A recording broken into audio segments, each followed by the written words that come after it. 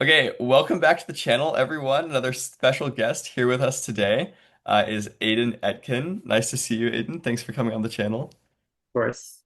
So Aiden has been a policy coach for quite some time. Lately has been having a lot of success. So coached Berkeley Prep, for example, to TOC quarters 3 different years. They were also first on the coaches poll this year. He's also been working with Break Debate, where they got like over 50 bids. They qualified like a dozen people to the TOC, and they've been working on strategies that Aiden specifically has pioneered that did, casual things like win Stanford and Glenbrook's finals and round robins and other bid tournaments. Most of these strategies have been all about Ks and answering Ks specifically, which is something that I've been looking into a lot. So I'm excited to have you on the channel, Aiden, so that you can maybe educate me a little bit selfishly and also obviously our viewers. So thanks for being here. Yeah, of course. I'm super excited. Love talking about the K. And yeah, Awesome. So some introductory questions at the start so that we can get to know you a little bit better.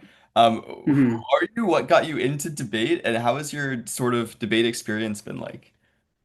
I mean, I think that I started doing debate just because I like to argue when I was a kid and my school had a debate club. Like it's a pretty common origin story. I stayed in debate because what captivated me is that there's no right or wrong answer. It's not like math. You can't just say 2 + 2 = 4. The same way you can't say the link turn on the disad is true or false. And just being able to create as many solutions as I could think of to pretty singular problems, the resolution, if we're not talking about K debate, was like really, really invigorating for me. Yeah, sorry, what was the last part of the question? Like, what is your story in debate? What was the rest of your experience like? Oh, yeah. I mean, I didn't really debate much in high school for a variety of reasons. And because of that, I kind of had some bad takes coming out after I graduated. But I started coaching and I realized, debate more than anything is like a very strategic game. And once I kind of took that hard pill to swallow. We're not here to persuade. We're not here to like convince. We're more or less here to win. I approached arguments like mechanically. I started caring less about like what they said and more so what they accomplished when they were said. And that kind of, got me more and more successful with the teams I coached. And ever since then, not only is the process fun, not only is it fun to see my teams win, but it's just like a great community to be in. And it constantly challenges you because realistically, especially if you're a coach, it's you versus the world, right? Like it's not just like me versus AI's enemies, whoever they are. It's me versus every school, every debater. Like that's kind of like the most one of the most challenging like things you can really do for yourself. Like you'll never be in another situation where thousands of people are constantly thinking about how to answer something you've come up with, and you have to beat all of them in order to keep winning. Yeah, for sure. It's like a crazy like gladiator match. Yeah, exactly. It's the world. And I guess I should say you mentioned it, but Aiden is we're happy to have him at the Argument Institute as well, Yeah. coaching LD. But that also means because of the way that we're operating, if you do PF, you will also be able to talk to Aiden. You'll also be able to get his advice, pick his brain, and maybe get some lessons with him as well. Yeah, and I have some thoughts about some Ks I've been seeing or read in PF Oh, actually that let's we could go. get to Yeah, a we'll little bit totally talk later. about that later in the interview. I'm excited. I'll ask you about some of those specifically as well. Cool. I guess the next question is like all of this is about K debate for the most part. You've been pioneering a lot of these K strategies. What made you Hmm. gravitate specifically towards K debate rather than any other kind of debate style? Yeah, so I think the main reason I started debating with the K just had to do with like the resources at my disposal. It's kind of easier to read policy arguments if you go to an institution with a well-established program, just because you have that literal manpower to produce all the evidence you need. I mean, that kind of makes or breaks really high-level policy debates.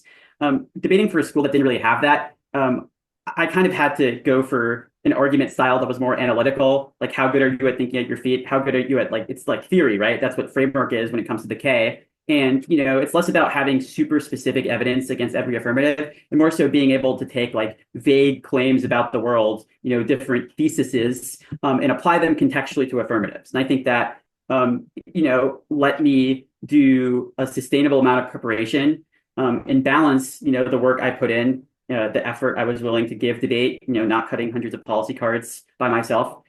I was able to balance that with like, doing relatively well. Yeah. And I think that the other thing about K is that I really, really like is, and we can talk about this a little bit more later. It's almost like a logic puzzle, right? Like for me, the actual thing the case says doesn't matter. I don't think it matters if you have like, a claim about Afro-pessimism, about settler colonialism, about feminism. At the end of the day, you have like a set of arguments that accomplish very, very specific functions in the context of the debate round. There's, a list of limited responses that are quote unquote winning, that the affirmative can reply with, and you need to be able to like deconstruct everything, and like know what's winning by the end of the final speech. It's different in policy and LD, but it's literally just like you have a bunch of syllogisms. They answer with their own syllogisms like fairness, ballot solvency, etc. And you kind of have to logically prevail, right? Because like you don't need a card to just make an argument about like the structure of what your opponent has said. Why does it fall? Like, does it fare well? Does it make sense? Like, you can kind of debate without being prepared beforehand. And I think that's really interesting. Oh, that's so cool. Yeah, because like PF has been undergoing a transformation recently. You're probably somewhat aware of where like we've been shifting from this kind of, I would say more K-like lower burden of prep where we haven't been using as many cards. There was paraphrasing Yeah. in my day. And Hmm. there was like just a much lower burden of like output of policy positions. Also, there wasn't a wiki, like lots and lots of things have changed recently. And so I Hmm. think perhaps that is also one factor that's explaining the rise of Ks and PF as well. I mean, obviously part of it is that we're stealing more from policy, and so it's becoming more viable as like a legitimate strategy in PF. But at the same time, Hmm. maybe the motivation for doing it is increasing compared to the output of prep that you need to create for like other topics. Yeah, for sure. And I feel like the other thing is, or maybe this is a logical extension of what I just said, essentially you're your own author, right? Like in a policy debate, if you're debating a disad, you can't just like assert something without evidence because the other team will be like, well, we have a card, you don't. But in K debate, let's say you respond to like a fairness argument with, like racism outweighs because of XYZ. They can't just be like, you don't have a card for that. They're actually forced to kind of take your word at face value, and it doesn't become this like, you know, back and forth that's like, well, I know our argument doesn't really make sense, but we have a card for it. Like you're actually forced to disprove it, analytically, which I think is like a very valuable skill to have. 100%. I've been like arguing with people in my comment section recently about the value of like your personal analysis versus cards. I have more, even maybe more of a radical take, which is that like I think what you're describing that's true in K debate should or is also true in like normal policy debate. People just don't really acknowledge that. Um, Hmm. but maybe also something to get into later. Yeah, yeah. Let's not get ahead of ourselves. Yeah, true. Although I'm happy to have the conversation sort of organically develop as well. But the Yeah. next question that I have like planned here, is why do you do debate? Like, what do you find value? How do you find value in debate, and what keeps you going? So there's two answers. I mean, like the first one I've kind of touched upon, very intellectually stimulating, rewarding, etc. But the second, more pragmatic truth to why I do debate is that it's the best job that a college student can have, not only in terms of like, at a high level, how much you're actually able to get paid, but also just how flexible you can be. Like, I can literally message a student, like send them an email and say, hey, I'm available at these times. And they'll be like, oh, me too. And then I can just choose when I work. That's a luxury not afforded to like 99% of jobs available for college students, which are part-time, 9 to 5 even. There's a set schedule. And again, like the work you actually do there, I don't know, whether you're like flipping burgers, doing accounting, working for your parents or something like that, it's just like a different ballpark, right? Like debate is fun to coach. Like real work isn't fun. And that's like the sad truth of what happens when I graduate, assuming I don't do this forever. But it's like debate, everyone who does debate now thinks it's fun. They do it for a reason. They like writing blocks. That passion doesn't disappear when you start coaching. In fact, some people enjoy coaching more. And what if I told you you could get paid for that on top of it? Like, sounds great to me, right? Yeah, it's pretty sweet. I mean, like to your point, right? I could move to Ecuador and still continue making a living there by coaching debate in the US. Yeah, It's like there's nothing else that can allow that. Um, yeah. Especially something that's like that enjoyable. At Hmm. least I guess to the people who stay in it at the very least. Okay, the next question is one that I think you'll find uh quite quite liberating maybe. what are your biggest debate hot takes overall? Like, what do you think people are doing wrong? What do you think people can do better? Or just any hot take at all? It's a bit of a broad So question. I think that my takes vary depending on the event because the speech structure changes what arguments you're winning and losing. And an issue I had when I first started coaching is I debated policy, I switched to LD. I had arguments that won by like, the sixth iteration, but those speeches just didn't exist in the event. So I have an LD hot take, which is that evenly debated, the 2AR on like framework can never beat the 2NR on framework.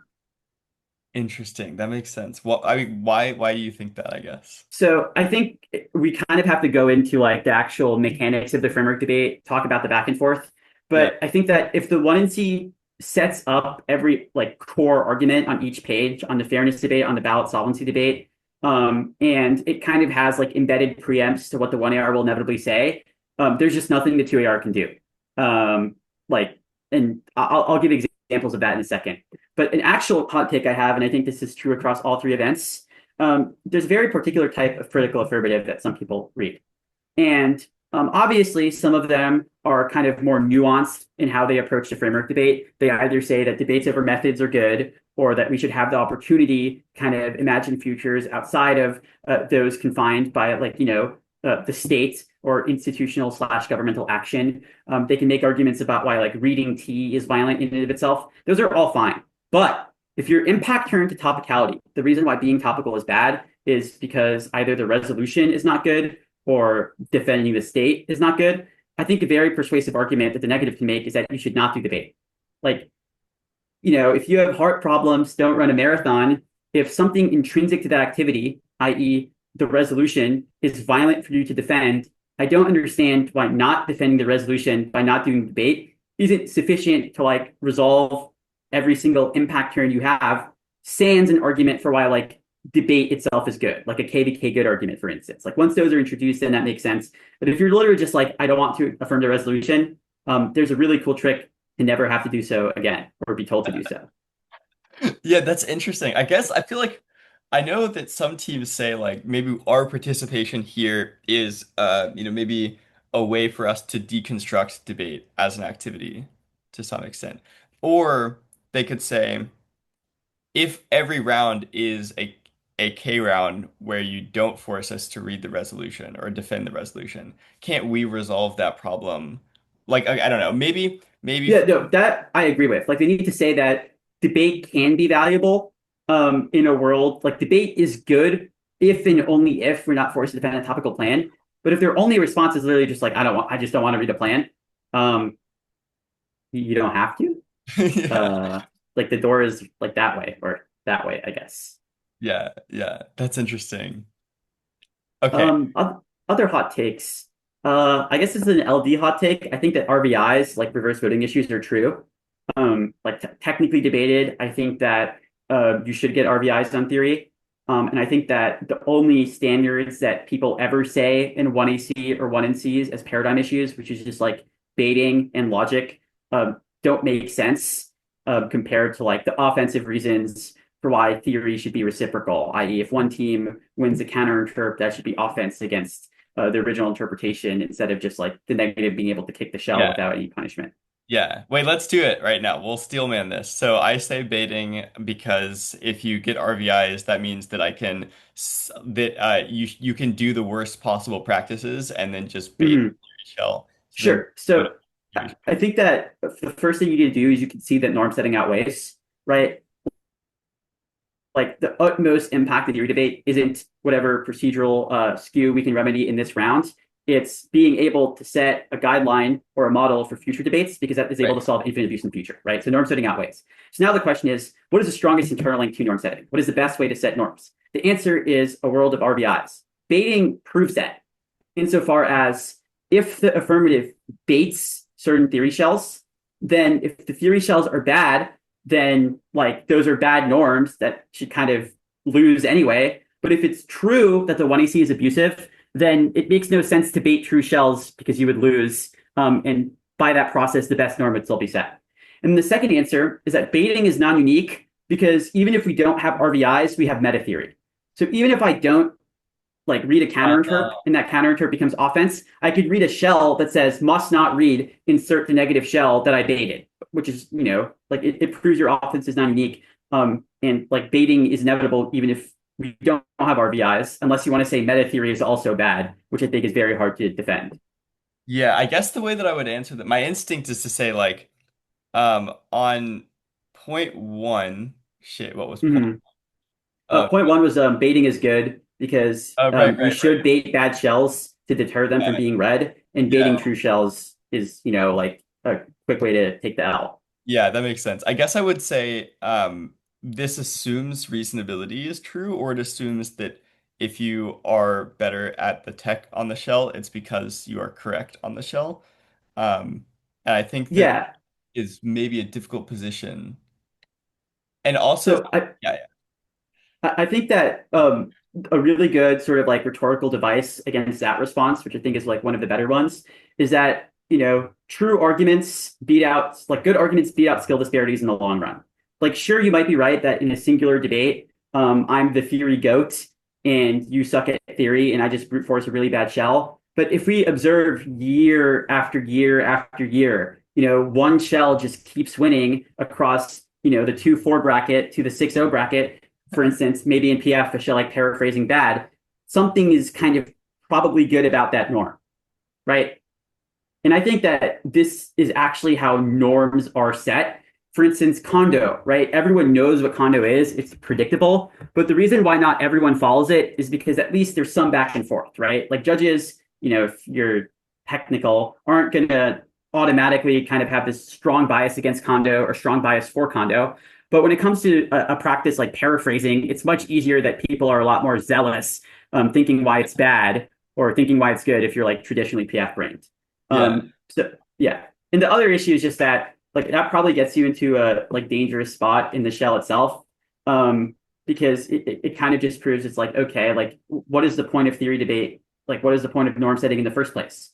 Because like better theory debaters win kind of cops out because it proves that theory debate doesn't set the best norms. It just, is like I know what I'm allowed to say here, but it's like self-masturbation for theory debaters, right? Like they get to set norms they want to debate under because they're the best at theory. That kind of seems contradictory with the 1&C's original claim that we should have a sort of back and forth between competing interpretations as the sort of iterative process through which norms can be set. Yeah, that makes sense. So then it would be sort of contradictory if I answered this response with Yeah, yeah. that implies that my original theory shell is invalid. Mhm. Yeah, that makes sense. I think because my instinct is definitely, I think I have some answers to this, but they probably Mhm. wouldn't be self-defeating because they will reveal the fact that I personally don't believe that theory shells with drop the debater are necessarily theoretically legitimate.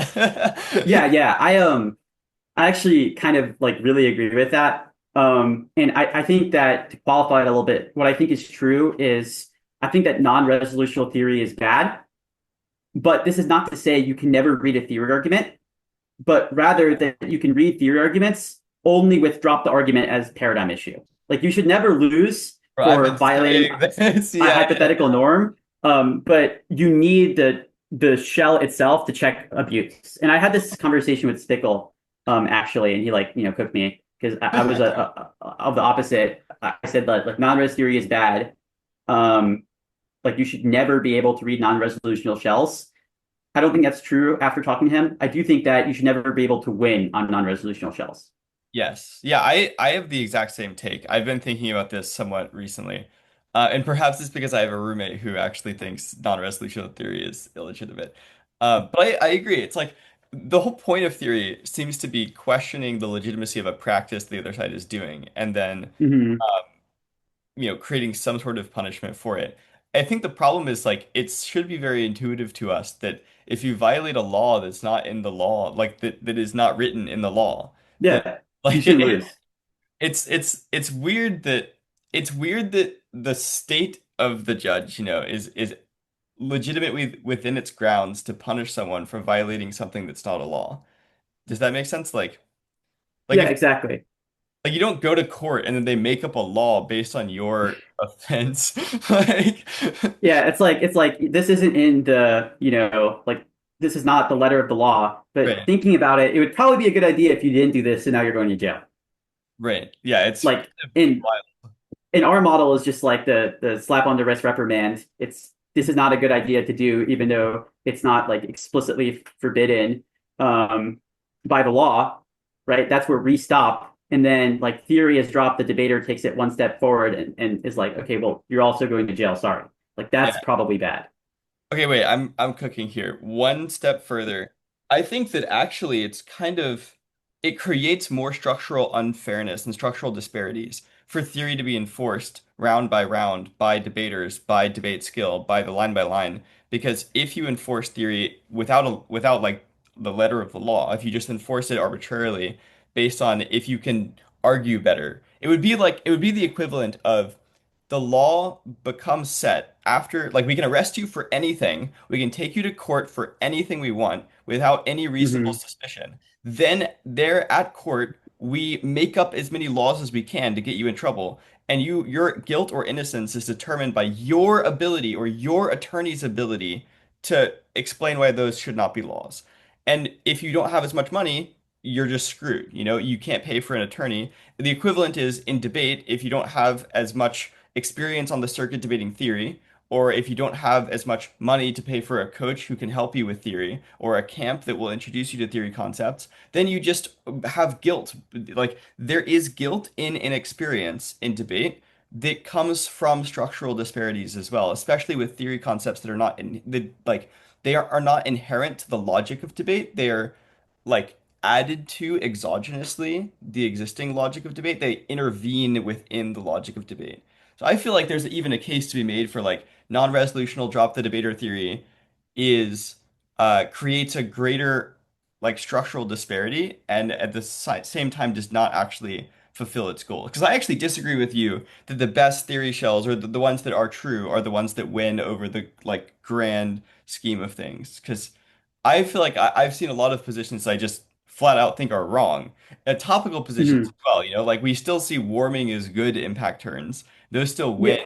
time after time, but I think we all like largely agree that those are untrue. So I don't know. I think that there's a lot of other stuff going on here. Yeah, for sure. I'll kind of start backwards. So the original point wasn't that bad shells don't win, but good shells win more over time. Like, Right. yes, Warming Good has, picked up some rounds, notably not NDT finals.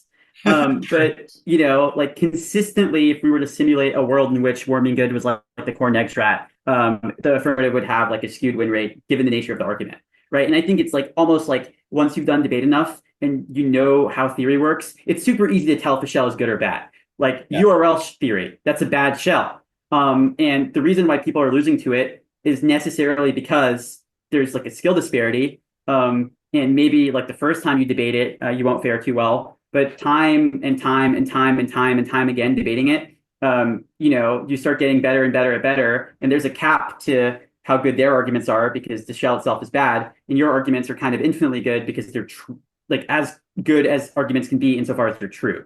And the other point you made about like people making up laws and theory reifying structural disparities, I think that's kind of well, there's a few issues with it. So first is that this is not unique to theory, the Right. implication of it, insofar as I can hire more policy coaches and now I'm rewarded for being rich because I have more evidence that makes me better at policy debate. And the same can be said with other styles of debate. But the second issue is that in a world where I cannot read theory as an argument, or where we say that theory is bad because it lets us arbitrarily invent rules, then that seems to greenlight, literally infinite abuse with no theoretical resource against it. So there needs to be some form of theory to stop people from, reading or doing other things that are illegitimate. I just think that that recourse should be used to check the abuse, not, to win the round.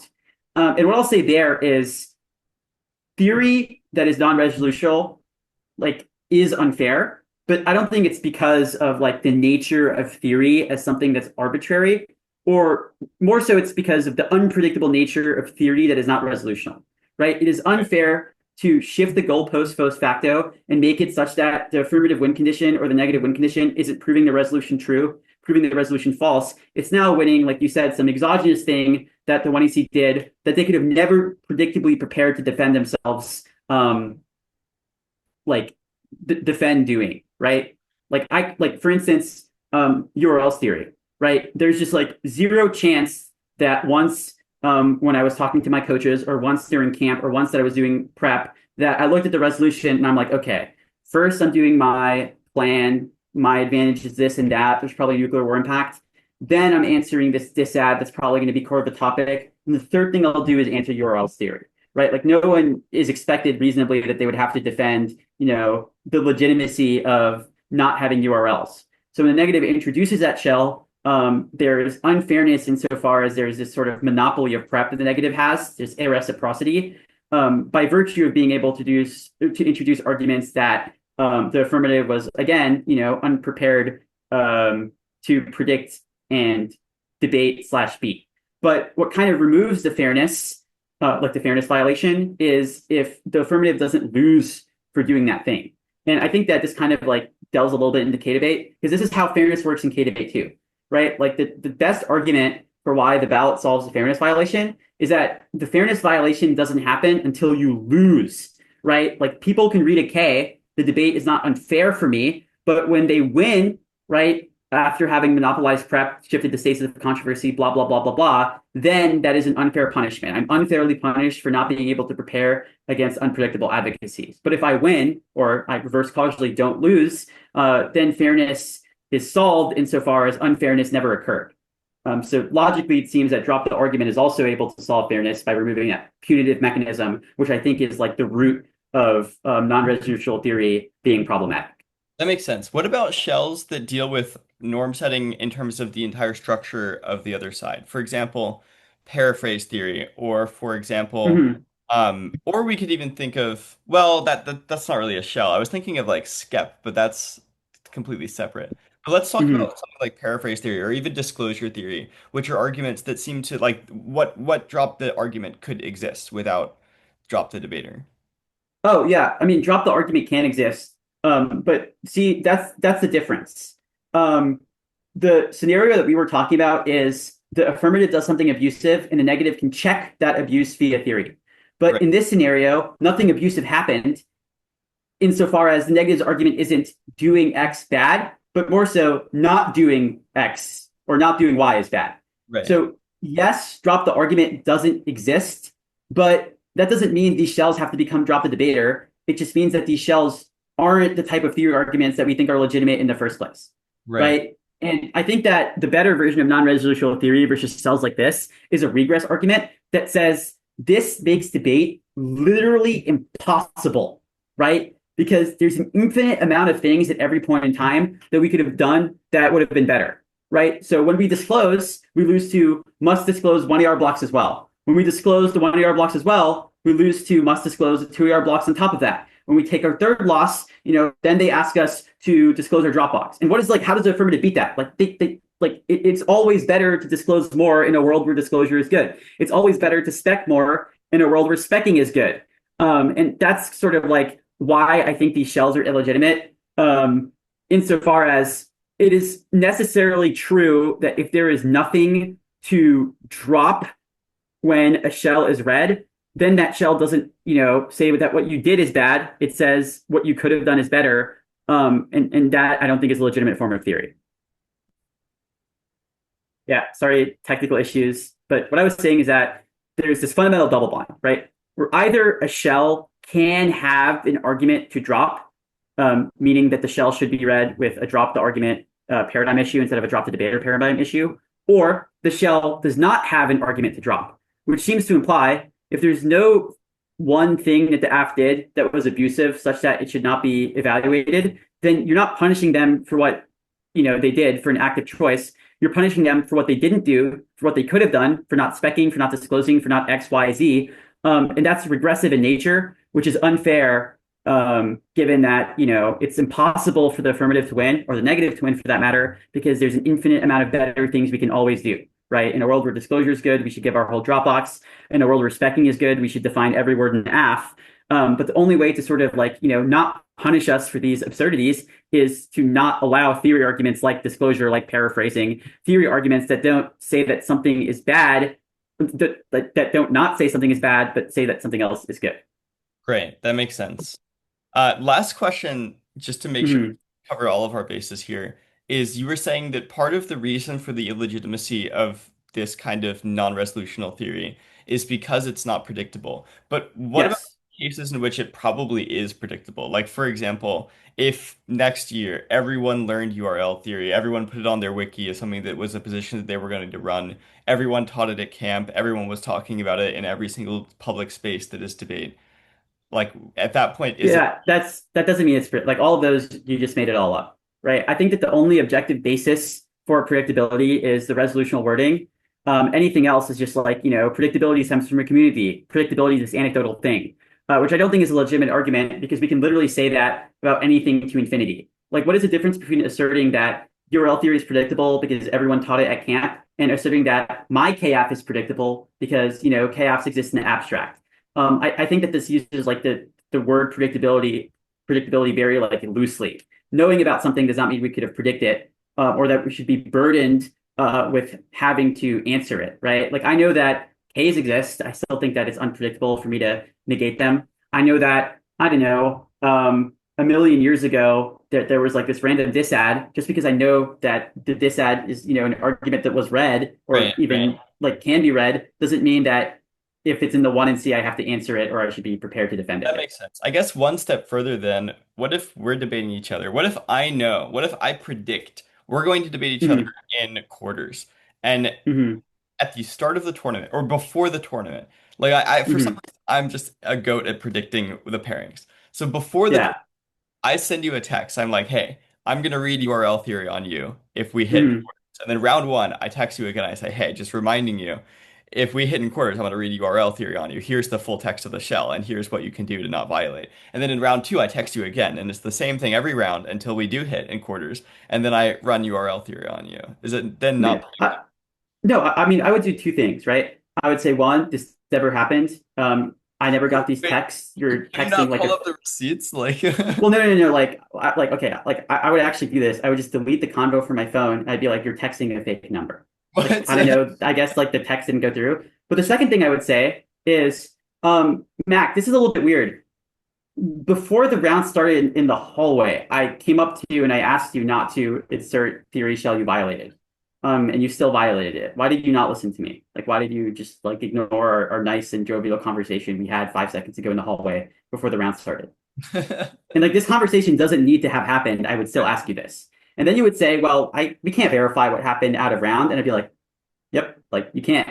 Um, so like I don't know. Like I feel like the issue with this is like, what's the difference between this and me texting my opponent 30 minutes before the round, disclosing a KF, and then I'm like, wait, what do you mean? Like it was predictable. I sent it to you. The other thing is, it's still unfair, even if I take your statement at face value, because great, I had 1 weekend to prep the shell. You had infinite time, right? Like a disparity in our ability to prepare arguments. The only thing I had from the start of the topic to the end of the topic to prepare is topical arguments. The shell was introduced ad hoc. So even if I could have predicted it, the amount of time I could have spent answering it is certainly less than, how much time I invested in core topic generics or my affirmative. It's still a reason why theory is unfair, even if it's like somewhat predictable, because it's a linear thing. Wait, this point I kind of disagree with, because isn't that also true if we pull apart the minutia of any one position enough? Like, this card is unfair because this is the first time it's ever been read. I had Well, no, time on the card. because it's a question of like what we can use to answer it. So the reason why a new AF isn't unfair or unpredictable is because every core topic generic applies, right? If the resolution is nuclear energy good, you can say, 5 different AFs for why nuclear energy is good. And any negative position that says the opposite will apply to each and every single one of those, right? But this, isn't true of things like Ks or things like theory, because we do not have one core topic generic that we could have looked at the resolution and reasonably prepped that would apply universally across all of these different arguments, right? There's no one theory shell that applies against every theory shell. There's no one K that applies against every KF. This is definitionally true because KFs can read Knegs as their advocacy, but policy apps can't read counterplans as their plan. So all of these things are still unpredictable because of like the sort of excessive ground that we can use to kind of see, if it's predictable, is it predictable enough to be as fair as like, a policy focused model? Yeah, that makes sense. That makes sense. Okay. I like this conversation about non-resolutional theory. I think I largely agree Mhm. with most of the things that you said. You've convinced me. Let's put that aside for now. I'm going to go back to some questions and then we'll build back up to more K and framework type stuff. Um, Okay, that sounds good. so next questions I'll ask are sort of advice for some of my viewers. A lot of people Mhm. are probably watching this from PF asking like, how can I get better at K debate? So how do you get better at debate? How do you get better at K debate? What did you do to learn these kinds of positions? Sure. So I think the way you get better at debate, there's so many things you can do. The first and most underrated one is you should talk as much as possible about debate with everyone that is willing to listen to you. I'm guilty of this now. It's annoying, but if I was a debater, I guess people would look, frown upon me less for it. And what you don't realize is like, okay, like what is a debate? It's in back and forth. We have an argument. I say one side, you say the other. What like makes that valuable? What makes it such that you learn from that process? Is it because there are speech times here and there, or there's a winner or loser? No, debate itself makes you better at debate, like regardless of an external outcome, or if anything, it's probably even better if you can just talk as much as you want because you can get closer to truth. And that's what talking about debate lets you do. It's basically a practice round, but even more in depth, and just as rewarding. So that's the first thing. Talk about debate. Second thing, you should cut cards and you should write your own blocks. So a super kind of um, slept on skill is the ability to understand arguments. And this is kind of, a pain point for a lot of people who debate the K. They see a bunch of, postmodern or critical gobbledygook, and they're like, I don't know what this is saying. I just know this as man.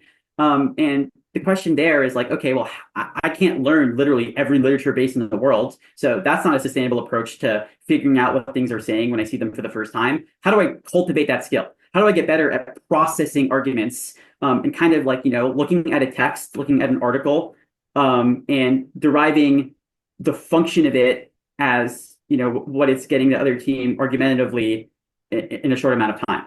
The answer is cutting cards, because that's exactly what cutting cards is. You go online, you find an article, you selectively highlight it in such a way that, a specific point is being made. And then you look at it and you ask yourself, okay, like, does this accomplish what I want it to? Is this making the argument I want the card to make? Right? That is how look at K evidence for the first time. You see what's highlighted, what's tagged, and you're like, okay, this is the argument.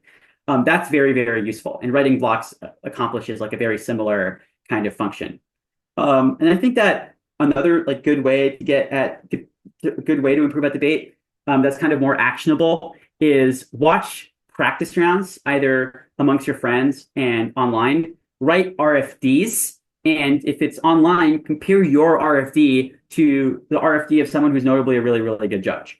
Because what you can do then is you can ask yourself, okay, what is my thought process about debate? Like, am I am I overlooking certain things? Am I taking certain things for granted? How good am I at like resolving, competing claims? And how do I compare to like some of the best people in the activity at doing that? And once you get really, really good at writing RFDs, once you're consistent with like, the best judges who you can find, giving feedback online, now you take that skill and then you use it when you give any speech in debate ever. Because what judge instruction is, what the top of every single, 2AR, Q&R should look like, is like a mini RFD, right? Like, you did a really good job in the Q&R if your judge starts and kind of breaks down the debate and goes through it and evaluates it the same way you told them to, in the first like 10-15 seconds, when you said the framing issue for this debate is the affirmative won/lost this debate because, that's writing an RFD. And another example I give a lot of the kids I coach about this is people are pretty decent at this already. They just don't know how to do it. Like, and I'm sure you've had this experience too with people you coach. Your kid finishes a round, and the first thing they do, obviously, is they go on Discord or they go on Slack, and everyone's like, "How was the round? How was the round?" And they're like, "Well, here's what happened. I went for this argument. They went for that argument. Here's why I think I won, or here's why I think they lost." And you're like, "Wow, this is like pretty good analysis. This is a good breakdown of the round."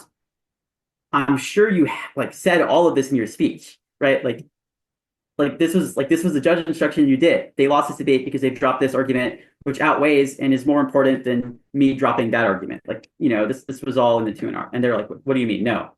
Like what are you doing, right? Like you need to be as explicit as possible, do judge instruction, write RFDs in your speech, and you can practice writing RFDs by writing RFDs. I think that's a really, really, really good skill to develop.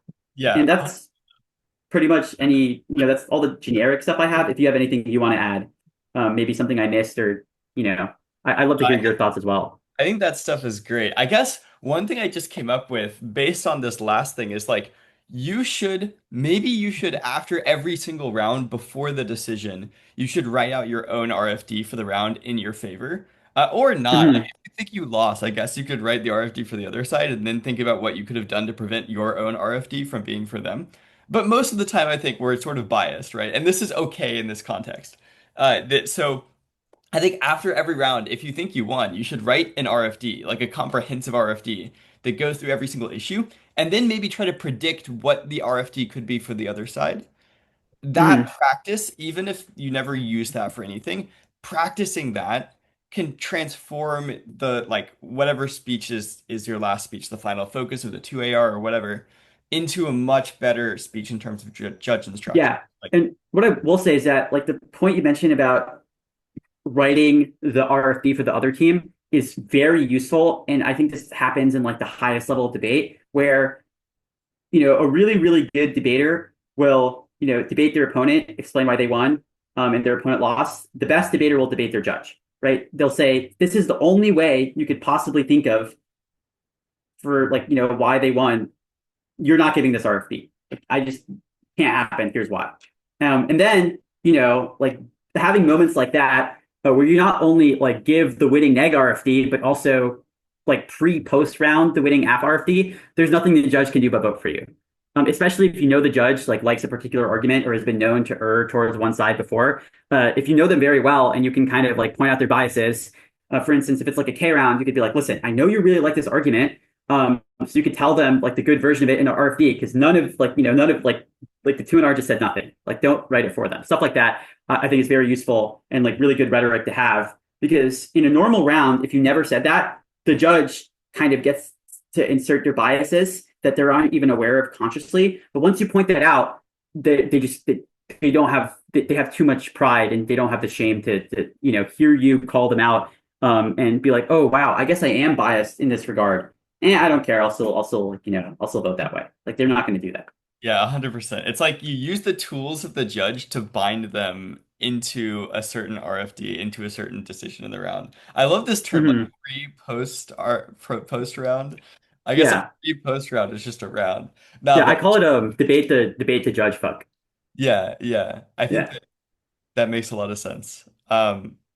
Cool. The next question. So I guess the logical transition from this is like you've now told us a Mm-hmm. lot of advice for how you can use different resources to get better at K debate. One such resource will be hopefully this interview. So my Yeah. I next was gonna. question for you is what is a K? What are the parts of a K and what is it?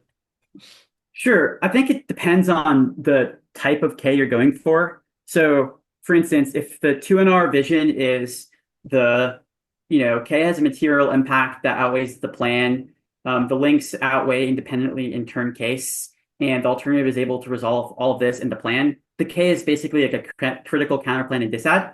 The caveat being you don't have link uniqueness and you fiat private actors. Right. And if it's more so like a framework push, then it's just a theory argument, right? Interpretation, debaters may not be racist. Violation, insert the K.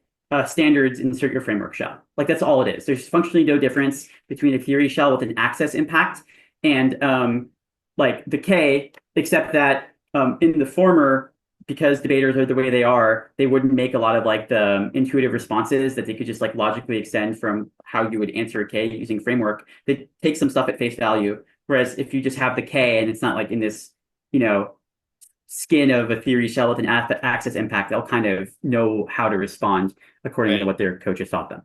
So it's basically just a big okay, so there's two things that go into Ks sometimes. One of them is just also a topical position basically.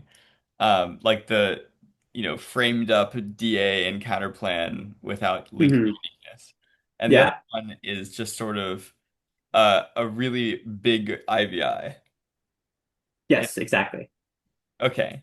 Interesting. So my one question for you is like, it seems like a lot of the time there are two tiers of links to a K that can be derived from the AF. Maybe three if we Yeah, structure there's it. I think I think there's three. okay, wait, let me see Yeah. if I can guess. Okay, okay. Um, I've heard terms that say this. So there's like a topic link, there is a reps link, and there's a framework link. Maybe those are the three. Maybe not. I don't know. But I think the way I'm trying to categorize it is a topic link, a link to the plan, and a link hmm to uh the reps of the F. What are your three? Yeah, so I mean, it's very similar. One, there's a reps link, something that the one you see performed in this round was racist, or an assumption, representation, justification present in the one you see was kind of pedagogically bankrupt or problematic. The second type of link is a link to the plan that has link uniqueness, which is essentially another way of saying it's a soft left disad. On nuclear energy, an example of this would be the plan increases nuclear energy, and that's bad for native people because power plants are built on native lands. And the third type of link argument is kind of like a mix of the two. And I like to call this like what it actually is, an analogy, where it critiques the affirmative's assumptions, right? It says that this logic present in the 1EC is settler colonial, and then it ties that to an impact in the real world, right? Right, So what right, this would look like is the negative is able to weigh the terminal impact of the app's representations against case. And this is most strategic if the 1ER framework interp is like we get to weigh the case. If your abuse story isn't about predictability, negative gets infinite links, all of which are like independent win conditions that like yeah, skews ground. If your abuse story is only that they moot case, they delete a speech because the 1EC is useless, since we have a bunch of material reasons the plan is good, that the K obviates by making a debate about the representations, then the right. K can say, we solve all of your offense. We meet your interpretation. You can weigh your case, but simultaneously, we can weigh against your case an impact derived from, assumptions made in your 1AC, right? Okay, So like reps shape reality. this is interesting. Okay, this is something that I want to talk about this analogy first. I want to break this down. Mm-hmm. Something that's more familiar to me because I we did this all the time in APTA, weirdly enough. Mm-hmm. So the argument, an example, for example, if you say we should not do the plan because even though the Mm-hmm. plan is good for reducing structural violence, that fact causes a backlash from white supremacists who will then pass extra policies that will increase structural violence on net. And my response to that is the same logic that people would use to pardon themselves from ever trying to change any structure, because every change in a structure that makes progress for civil rights, for example, could feasibly have the same exact link that you're describing, that increases backlash from like white supremacists. The thesis of this response is that we should not listen to white supremacists. We should want to make them angry, even if that has a potential to create blowback. We should just continue to resist them vigilantly all the time, which is, I guess, the Yeah, yeah. Like, but this is like just an analogy, right? I was But gonna say like that, like that's just like the person you're arguing against, like that argument is zero. Like, right, right, yeah. right, right. But that's okay. That this is the thing, though. This is the thing. That Mm-hmm. argument is zero. It's not negative. I don't understand why this is independent offense. I understand why it is defense. Like to me, if I say like this is a thing in philosophy as well, a repugnant conclusion or some sort of repugnant Yeah, like the S risk stuff.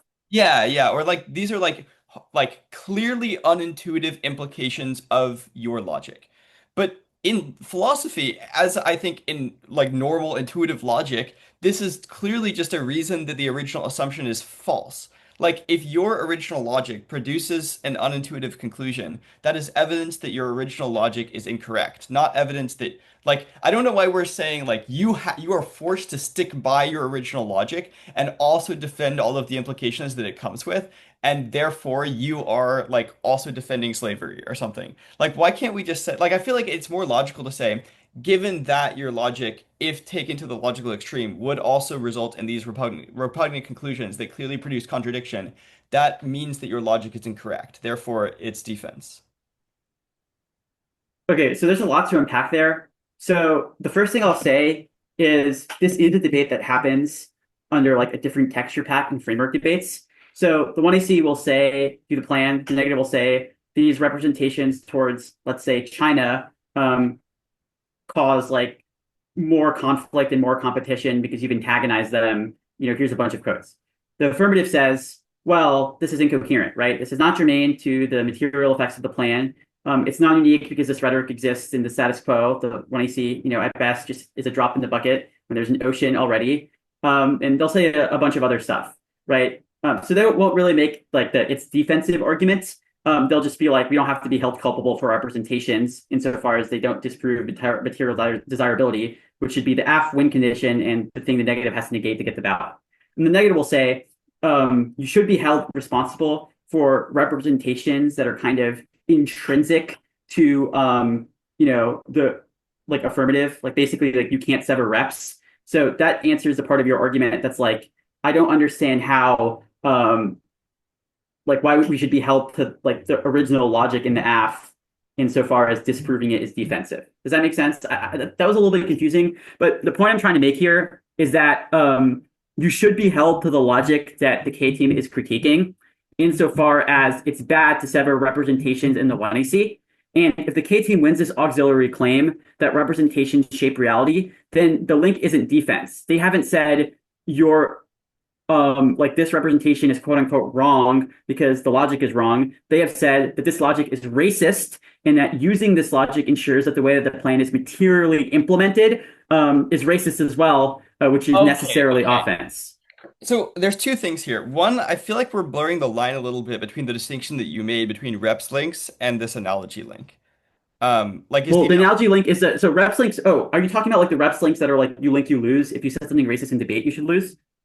I'm asking what you're talking about. Like, what do you Oh, mean I'm talking about the rep shape reality links, right? Like we can weigh by the right? terminal impacts of the apps representations against the case. But Which I assume is what the analogy was about. Was the analogy about like not that, but just like pre-fiat links only? no, maybe we're saying the same thing with just different language. So Okay. to be clear though, you call both like your categorization is that there's two things that are like about reps and one thing that's about the plan. Yeah. So there's like you link, you lose, which says if your Right. representations slash logic are bad, you should automatically lose. And there's like this, like we can call it, it's the way that links work under the way the case interp, where we have to win that your representations are bad because they cause this material impact that then is able to outweigh the AF, right? So when policy teams in the framework 1AR say you get Ks, they just have to be a reason why the plan is a bad idea. And we can weigh the case against them. What they're actually saying is that, like, fine, you get reps links, you can critique our logic all you want. You shouldn't win for that on face. You should prove by using that logic, kind of causes a consequence that is larger than the 1AC. And this model is good because it lets you critique representations, which solves your offense about like methodological silencing. And it also solves our offense by not mooting an entire speech and letting us weigh the case. Right. That makes sense. I guess I'm still not convinced that this is offense. Okay, Um, so yeah. it is. So I think that it is offense. Well, again, we're just talking about the third like way. Can we just call it the way case link? Yeah, sure, sure, sure. Okay, great. So under the way case link, right? The one EC's logic is wrong because it is racist. Your argument is, well, it has to be offense in a world where the 1ER has read a framework interpretation that lets us generate impacts with internal links stemming from the app's representations. Right. So to extend that to your analogy, let's say the Parley team is making this argument that we shouldn't do, like we shouldn't help alleviate structural violence because there's backlash that causes more structural violence, right? Your response to that is like this logic is racist, it's blackmail, it's victim blaming. If we adopted this philosophy, then no change would ever be made at all, which is bad. It's try or die negative. You say all these things, right? So you have to like that's like the current situation. But now imagine the 1ER also said that we can weigh, the impacts of whatever we're advocating for, and you can weigh the impacts of, why our logic is bad against that. That necessarily seems to imply that any critique of their logic, with a sort of like, clearly drawn out map of what consequences that logic kind of materializes in, now functions as offense insofar as like the 1AR has given that to the negative as a win condition through the framework interp. Does that make sense? Yeah, I guess then So it's like offense because they told you it was offense when yeah, they yeah, read yeah. framework. Right, Yeah. obviously. Yeah, but then this presupposes that that framework is coherent. My question is like, okay, just Hmm. my intuitions here. For example, a similar argument is actually made quite often. Like intuition pumps are made all the time, which are functionally the same as this analogy. For example, if Hmm. you meta weighing and you say magnitude is categorically more important than probability, then I could say if you take that, if you accept that logic that magnitude is more important than probability, then you would never take a shower because you could always slip and fall and die. Therefore, do I get to weigh the impact of no one taking showers and then say like this causes everyone to be stinky and then we Well, hang out with each other and that's an impact that I can weigh against you? Like, no, obviously this is just a reason why the original logic is wrong. yeah, the difference there is that that's not a reason why. Like, there's a difference between generating offense from any logic in the 1AC and Mhm. generating offense from logic used to justify the 1AC being a good idea, right? So I think that's like what separates it. Insofar as like obviously I agree that when you have these reductio ad absurdums, if we take X to be true, then that creates Y scenario, which is, a repugnant conclusion, if you will, such X, such like, ergo X is false. That's fine. That's not even like I think that's fundamentally different from what K debate is. That's just Yeah, yeah, debating, right? You've proven that something is logically absurd by taking it to its extreme. yeah, But in the context of the K, when something is germane to the one he sees advocacy, when it's a justification, a logic used or an assumption that's kind of inexorable from reasons to vote AF, then the negative should be able to critique those things. And the double bind is either a core assumption in the 1EC is at worst wrong. So you just negate on presumption because everything that stems from that assumption is also wrong. Or offensively, we can weigh the sort of impacts of that assumption against case, which would kind of, happen on the framework debate, right? And I think yeah, like a very intuitive example of this is like an IR link. Like, let's say we say that realism is wrong and realism is racist. Even under the least generous interpretation of the link argument, just that realism is wrong, you would still get a presumption because every prediction in the yeah, 1AC, every truth claim about the world, everything that they have tried to, cohere as a reason to vote AF is fundamentally incorrect, leaving one choice, vote negative. yeah, Right. yeah, But yeah, there's also like the offensive interpretation that because the 1AC has falsely assumed the world to sort of operate under this kind of like realist structure, then the 1AC not only fails because it kind of like misrecognizes the intentions of other countries as only rational, as only like profit seeking. It means that the plan like has all of these unintended consequences that turn the case and lead to conflict with Russia and China because we're kind of trying to arbitrarily universalize a realist way of being in the world and apply that logic to countries who don't follow it, right? So that's an example of why the logic of realism leads to all of these unintended consequences or all these impacts, which is like an offensive argument that the negative is making. But that offense is derived from, a critique of logic. Okay, there are three things here that I think Mm-hmm. extract from each other.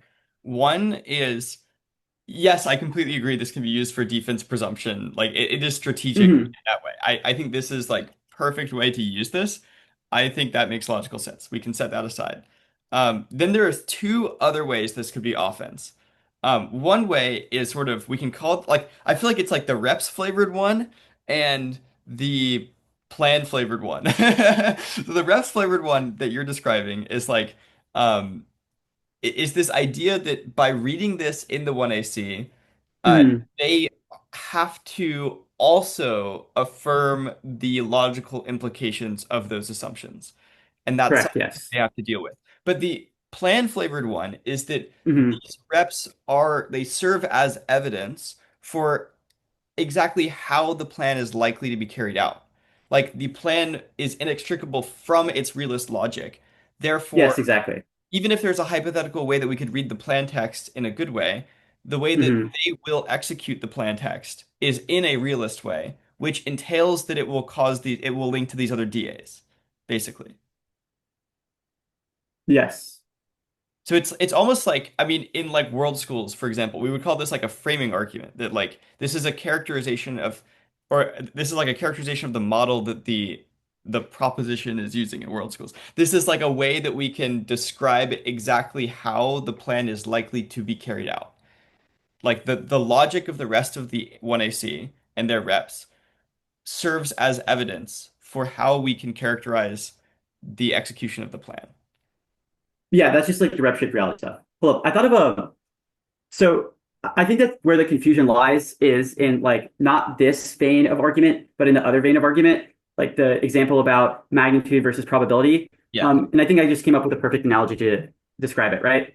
So the point of taking an argument, finding its logical extreme, and using that as a barometer for whether or not the argument is good or bad, we agree that that's something debaters can do, right? I.e., if I am right that a world in which we take it for granted that probability outweighs magnitude, then it would cause like moral paralysis. We'd never take any action ever. That's bad and that's absurd, and we should reject that, right? Right. Ergo, probability does outweigh magnitude. Magnitude does not outweigh probability, right? Or just neither of them outweigh each other. Yeah.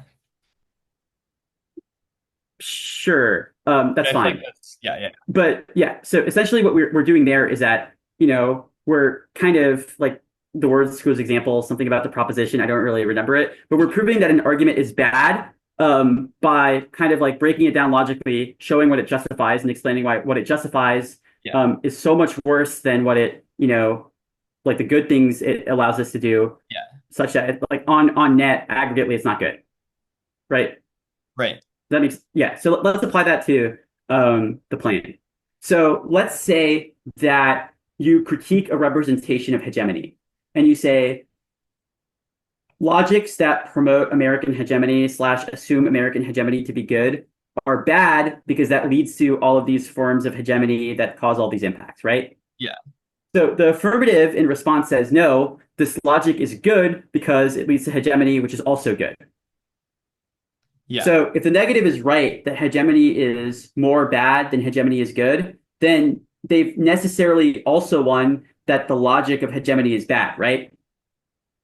Yes. Right. So they've proven that the 1EC's representation is bad slash problematic. Right. I think I see where you're going. Yeah. So and that would just be a win condition under negative framework. So another like I think an even clearer example of this is like let's say I read a link to a 1EC and I say that like logic is environmental managerialism are bad because they destroy the climate.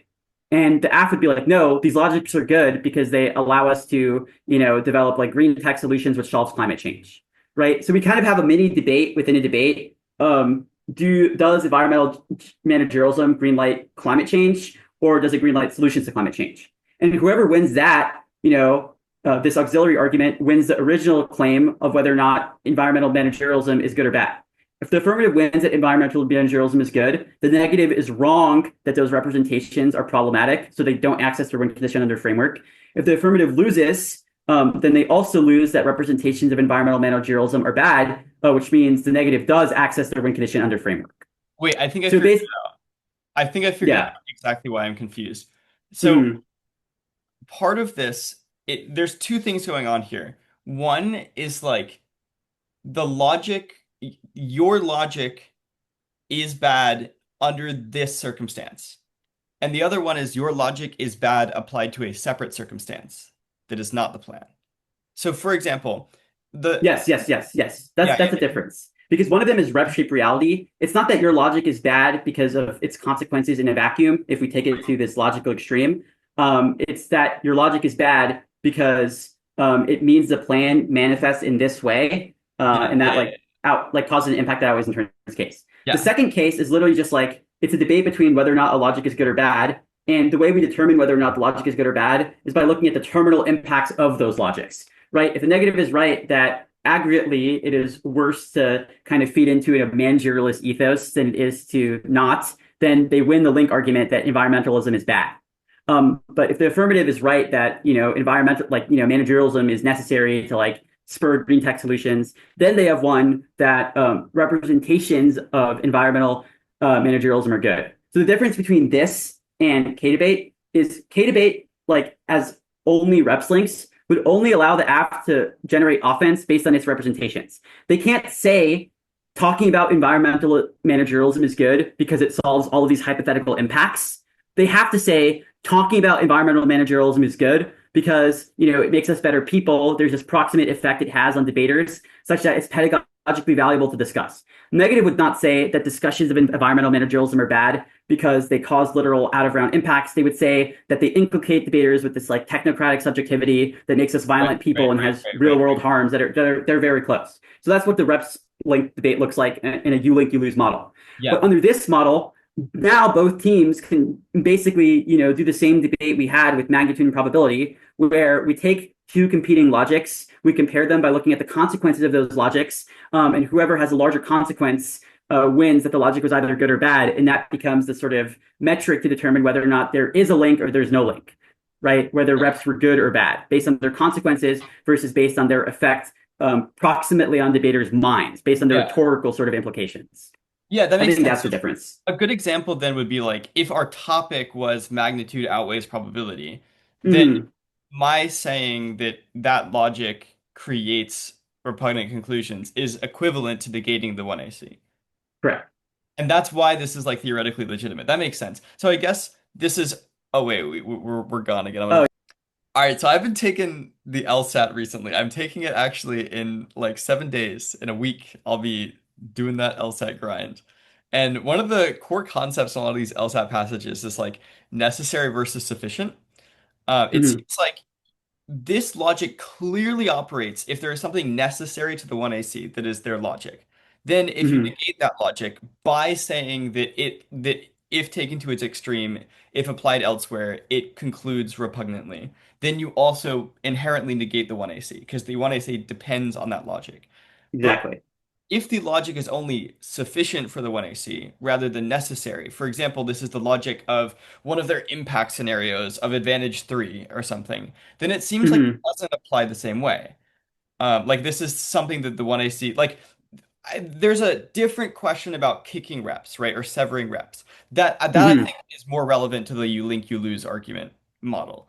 But in this model specifically, where we're talking about repugnant conclusions alone, it does not seem logical to me that the logic of a particular impact scenario of an optional advantage, um, if if that logic creates a repugnant conclusion, that the AF can't just kick that. Like, why is it Yeah. not just So I think the way this operates in a debate is if it's a nib, it's necessary but insufficient, then the reason why the negative can win on the link is because if the affirmative tries to sever that rep, then they lose on presumption. wait, Insofar as like, it's the opposite. It's not it's like the opposite of a nib. It's sufficient but not necessary. well, no, that's the other case. Oh, okay, okay, okay. Yeah. So Wait, if the wait, argument is necessary for the 1AC, i.e. IR, if the negative says IR bad, then the affirmative can't be like, fine, we agree that IR bad because right, they lose on presumption. right. But I agree that if it's like some other like link argument to a logic of a scenario, that just proves that the scenario is wrong, not that you should vote neg on presumption. It's defense at best. Okay, so But I think the good analogy here is like with theory, like there are theory shells that say, like the difference between theory and a paradigm issue is paradigm issue says that doing something is bad because the argument is wrong, and that's a drop the argument implication, right? Because you cannot do this, you should not get the argument. Versus a theory shell says that the act of reading that argument actively is bad, right, which is how it becomes offense. But what I will say is, although intuitively, I don't think that like critiquing the logic of nuclear war reps are is like although I agree with you intuitively that the affirmative has some sort of like representation about nuclear war, the negative critiques, and the affirmative is just like, great, we're wrong about nuclear war, we're going for the climate change advantage. That's fine, but if the negative introduces framework, then that becomes a win condition, right? Because it gives them like it lets them artificially use that to generate offense. Because now winning that representation was wrong slash bad is sufficient to negate. So basically, I think the perfect way to take this and make it full circle is in the status quo. If there is a debate round, and within that debate round, there's this like back and forth on util, and one team says that probability does not outweigh magnitude, all that gets them is that the affirmative's weighing claim is wrong, which is defense. right. But the introduction of framework essentially makes that small disagreement into the resolution because the negative's win condition now is winning that the logic of probability outweighs magnitude or Yeah. magnitude outweighs probability is bad, right? And if they win that it's bad, the offensive part isn't like, the link itself, quote unquote. The offensive part is framework. Framework is the reason to vote negative because the negative has met its win condition of disagreeing with an affirmative representation and saying that, using this logic was worse than not using it. There's no defense of the 1AC having this logic. I understand that. I guess I'm a little bit confused because it seems like what we've been talking about, like all of these different models and categorizations of how Ks can function or how these links can function, those seem to all be Uh, different interpretations under framework. So yes, I'm these are all different framework in terms. Yeah. right. So I'm a little bit confused that your treatment of the word framework is just like if they read framework, then like So, so, it has to so be a very we're talking about the framework interpretation that like this link operates under, which is that we can weigh the terminal impacts of the affirmative representations against the affirmative. So if we're right that the terminal impact of magnitude outweighs probability is no one taking showers, now we can weigh the wrongness of not taking showers against the rightness of the plan, right? right. So this kind of like debate within a debate, consequential back and forth, goes from, like the small issue that at best gets one team defense to the Yeah. central question of the debate, because the framework interpretation is what makes that consequence uh, offense artificially, Yeah, right? I Because understand. like, yeah, So it effectively shifts the entire resolution to that question. And I exactly. guess like I agree that that is what it functions as, but I think because it functions in that way, it doesn't make sense. Yeah.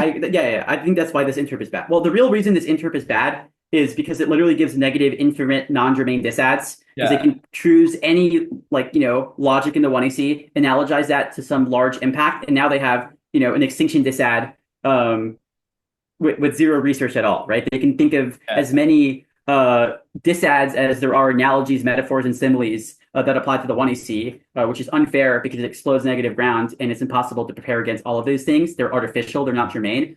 So you should reject that framework interpretation. Actually, to take this full circle, this is the same exact logic as why we don't like non-resolutional drop the debater theory, right? Like Mm. it's effectively the same, I think. Like, Yeah, because it's like drop the argument, not drop the debater. right. Right? The same thing as like theory, right? Well, Yeah. theory says that, there's a difference between this argument is wrong because it justifies this, and you should lose for reading this argument. The debater should be dropped because these are the consequences if you're not. Yeah. Yeah. Yeah. I mean, it's all very interconnected. I certainly agree. Okay, so I think I understand how framework works now and all the different types of framework.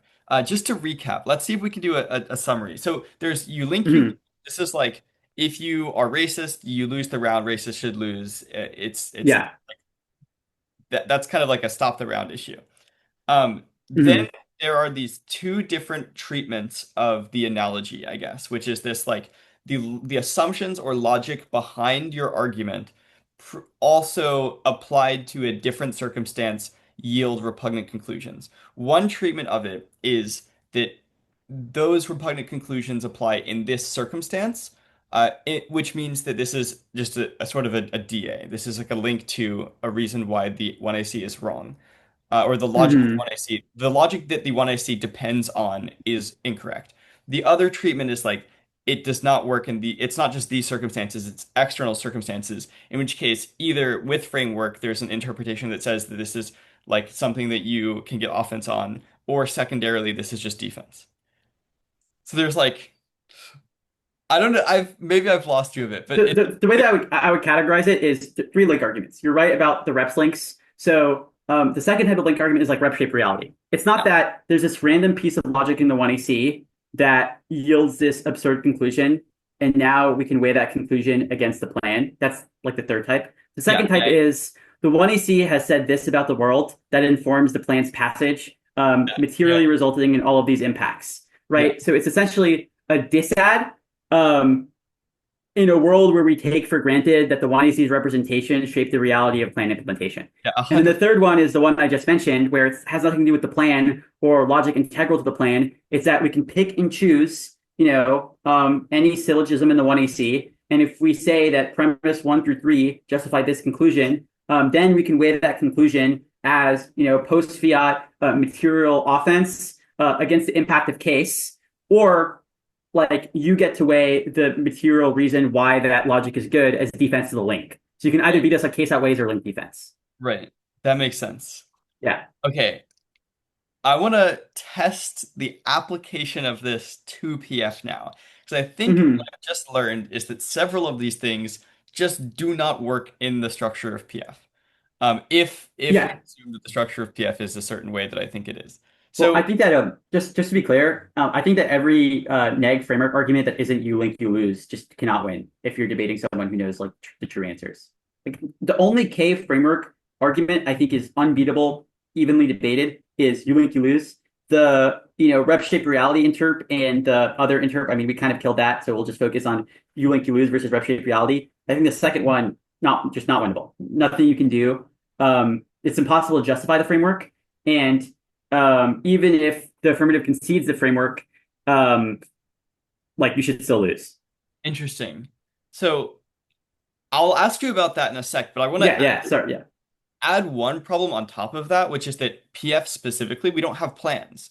Like, we don't, like, yeah, to explain what yeah. this means in the context of this framework, the framework says that reps shape reality. Therefore, the logic and the assumptions within the entire AF advocacy throughout the round are evidence. That's like textual evidence of how the plan is likely to be implemented. But But in there's no plan. PF, there's no plan. There's a resolution. So in PF, the better way of looking at it is that both teams are outside of the resolution looking in on it. It's like we are not policymakers. We are looking in on a chamber of Congress and we are saying, would it be good, like, if this chamber of Congress that is not us decided to Mhm. pass a policy, which is why, for It's example, like yeah, it's like second order consequentialism, right? You have a statement and you're like on aggregate with the consequences of the statement outweigh its harms if it right, were to, happen. right, Yeah. right, exactly. Like if Aidan Etkin went to the grocery store, would it be good? And Hmm. we have to debate about what you would likely do if you went to the grocery store. Not like anything I say has no bearing on what you actually do when you go to the grocery store when I'm arguing. If it Because was we're taking for granted that I'm at the grocery store, right, right? right, right. So we would be debating about what the most likely like grocery store errand. Yeah. So it's like it's not what happens. It's not how does nuclear energy get invested into. It's what happens after we've invested into nuclear energy, Right, right. And right? that's So the not, yeah, consequences exactly. They're not solvency based. They're not normal means. They're just like like it's happened. What does the world look like? Like you don't even fiat. It's just like you're in a world where the statement already happens slash exists. Should that world like if we could like shift into that world right now, would it be a good idea to do so? If we could like move through the multiverse, right? interesting. Maybe. That's maybe a slight misinterpretation of what I'm saying, but I don't hate it. Hmm. The reason I think Hmm. it might be a slight misinterpretation is because our resolutions still have the word should. And so we still usually do consider transition harms to be legitimate arguments, for example. Like, Well, I guess like, but what that would look like is transition harms mean like uh, why the process. I'm good. Yeah. So sorry, technical issues again. But from my understanding, let's just use the nuclear energy topic as an example. So when you say transition harms, it's just like the negative can generate offense off of the process of how nuclear energy infrastructure is developed post investment. But right. that kind of Yes, yeah. We'll stay with that for now. Yeah. yeah, that kind of takes for granted. I guess like the difference is it's not offense germane to implementation of a specific kind of thing. Or the analogy I want to give is like this, right? So here's how I envision the difference. Yeah. In policy, where plans exist, you can have a disad to a specific plan, or you can't have this, but hypothetically, there's a disad to the government taking an action that would result in the plan, if that makes sense. So on the IP topic, you can have a disad that's like, if we increase patents, here's why that's bad. Versus a dissent that says if the government were to act to, strengthen IP laws, here's the consequences that would follow. It seems that we can extend this to PF and be like, okay, It's not that you have disads to the specific process or like, a specific way that nuclear energy is invested in. It's more so just like holistically, what are the problems with the government investing in nuclear energy, Right. right? So it's Yeah. more so offense to like, well, I guess it's just a difference between like a whole res disad and a disad to a plan. Yeah, yeah. I Um, think honestly for me the biggest difference is the actor. Um, like mhm. in policy there seems to be some assumption about the nature of fiat in which we as debaters start to embody the actor, right? We're kind of like this is why it's called LARPing, right? We're kind of role I playing. don't think that people believe that in like status quo policy. Oh, really? Okay. Yeah. I Yeah, mean, like if you're okay. like a silly K debater, maybe, but no one is like, I passed the plan. I mean, that's like one of the answers Right. to like the rep shape reality stuff. It's like, newsflash, I'm not passing the plan. Congress is. There's no representations on the bill. It just happens. Right. But I guess the difference is that you are the author of the plan. And that is just, I mean, but I like feel like not that's really. like you did though. You wrote the plain text. Like what? Well, I mean, like it's the same way that a bill is written by like politicians, I guess. But that doesn't mean that like what I think or what I do or what I feel influences the way that the plan results. What influences the way that the plan results is like the text on the bill itself, which don't have me or like, an emotional manifestation of me within them. Like, Maybe. I guess I feel like one interpretation of this is like the debate that we're having now could be taken to be um like the first phase of a sponsorship for a bill. Like if you vote AF, then the AF authors of the plan text write it into a bill and then give it to Congress and Congress pass. well, I think it's more so like the bill has already been written and the ballot is the decision of whether or not the bill should be passed. But we don't have the text of the bill in front of us, only the plan text, unless the plan text is the text. Well, the plain text is the text of the bill. I'm going to be honest. I don't know how government works at all, but like presumably, like if the judge votes aft, then the policy that would be passed is the plan, and the results would be like the one he sees characterization of our advantages. Right. Interesting. So then I feel like there is like okay. That's kind of why I was getting tripped up on like the comparison because Yeah. Yeah. I feel like I kind of picked up a herring there. It seems to me like the biggest issue, like the biggest difference between PF and policy is less that like in one event we embody the actor and the other we don't, like outside looking in. It's more so just like the types of disads we can generate are kind of constrained by the nature of affirmatives, where in one event PF we can only have disads to the resolution itself, whereas in another event policy, we can have this as like ways the resolution can be implemented, right? To specific normal means of increasing patent slash copyright slash trademark protection. That makes sense. That makes sense. I'm with you there. I guess one thing that's confusing to me is like it seems like in policy, for example, in cross-ex, like Mhm. negative can ask you about details of the plan that were not in the plan text. And you can answer Yes, comes. but like the answer to that, like if they ask you who passes the plan, you just say the United States federal government, right? So like from my Well, understanding of sure. policy debate, it's just like the only way that the negative can generate competition is through the plain text. That's also the basis for topicality. But they can have disads to normal means, Yeah. right? I understand that. But what I'm asking is like you can make clarifications. For example, like if I say like, can you give me an example of one of the ways the plan will be enforced? You'll be like, yeah, sure. Here's three examples of how we'll enforce it. I don't think you can say that. I think you just have to defend what your solvency advocate says is normal means. Like, Okay. So, okay, you can't spec anything afterwards. I could be completely wrong.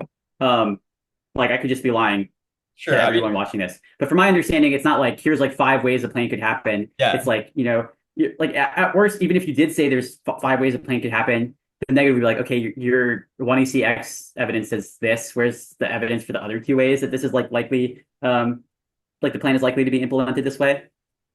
Right. That makes Um, sense. yeah.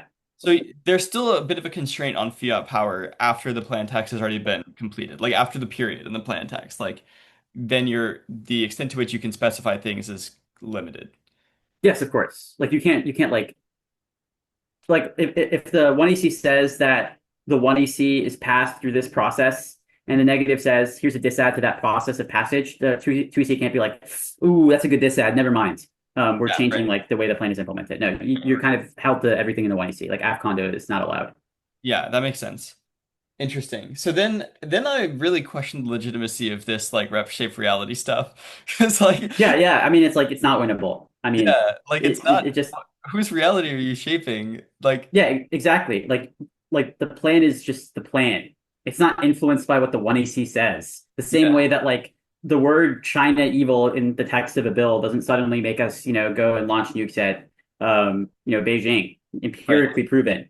But even if all this was true, the plan, again, I think I said this earlier, it's like a drop in the bucket compared to, all of the other like anti-Asian rhetoric that already exists in like current policy. So that just proves the link is not unique. If their argument is that xenophobic rhetoric, which probably isn't even in the 1AC. The 1AC just says China's bad, is what causes, this scenario of, Right, US right. China conflict. Then that's going to happen regardless of whether or not the plan is passed. Look outside, but it's try or die af because there's only a risk that we can decrease, tensions, and the 1AC would just extend the China advantage there, right? But Yeah, like war yeah. right now is inevitable because of this specific internal link scenario. The plan solves that, even if war is inevitable in the abstract because of like the way that the U.S. is positioned rhetorically or epistemically against like Asian values. Like that's not our fault. Like you can't weigh the status quo against case if Right. the case isn't responsible for the status quo. That just goes back into like the negative getting artificial offense, infinite ground, um, which framework would exclude. Yeah, I feel Uh, like there's so two arguments here. One is quite a bit weaker than the other. Like one argument that's clearly weak is the one you're describing. That's like literally this is effectively just a DA that says like part of the bill will have this language and that language will do something. Like that some mhm. external thing. Like if Yeah, people yeah, yeah. like people in Congress will hear the bill being read and then that will slightly change their minds and then that will have some follow-on effect. Yeah. It's It's like a just like a boogeyman. Like, yeah, it's just this weird DA to like a word, It's like, mhm.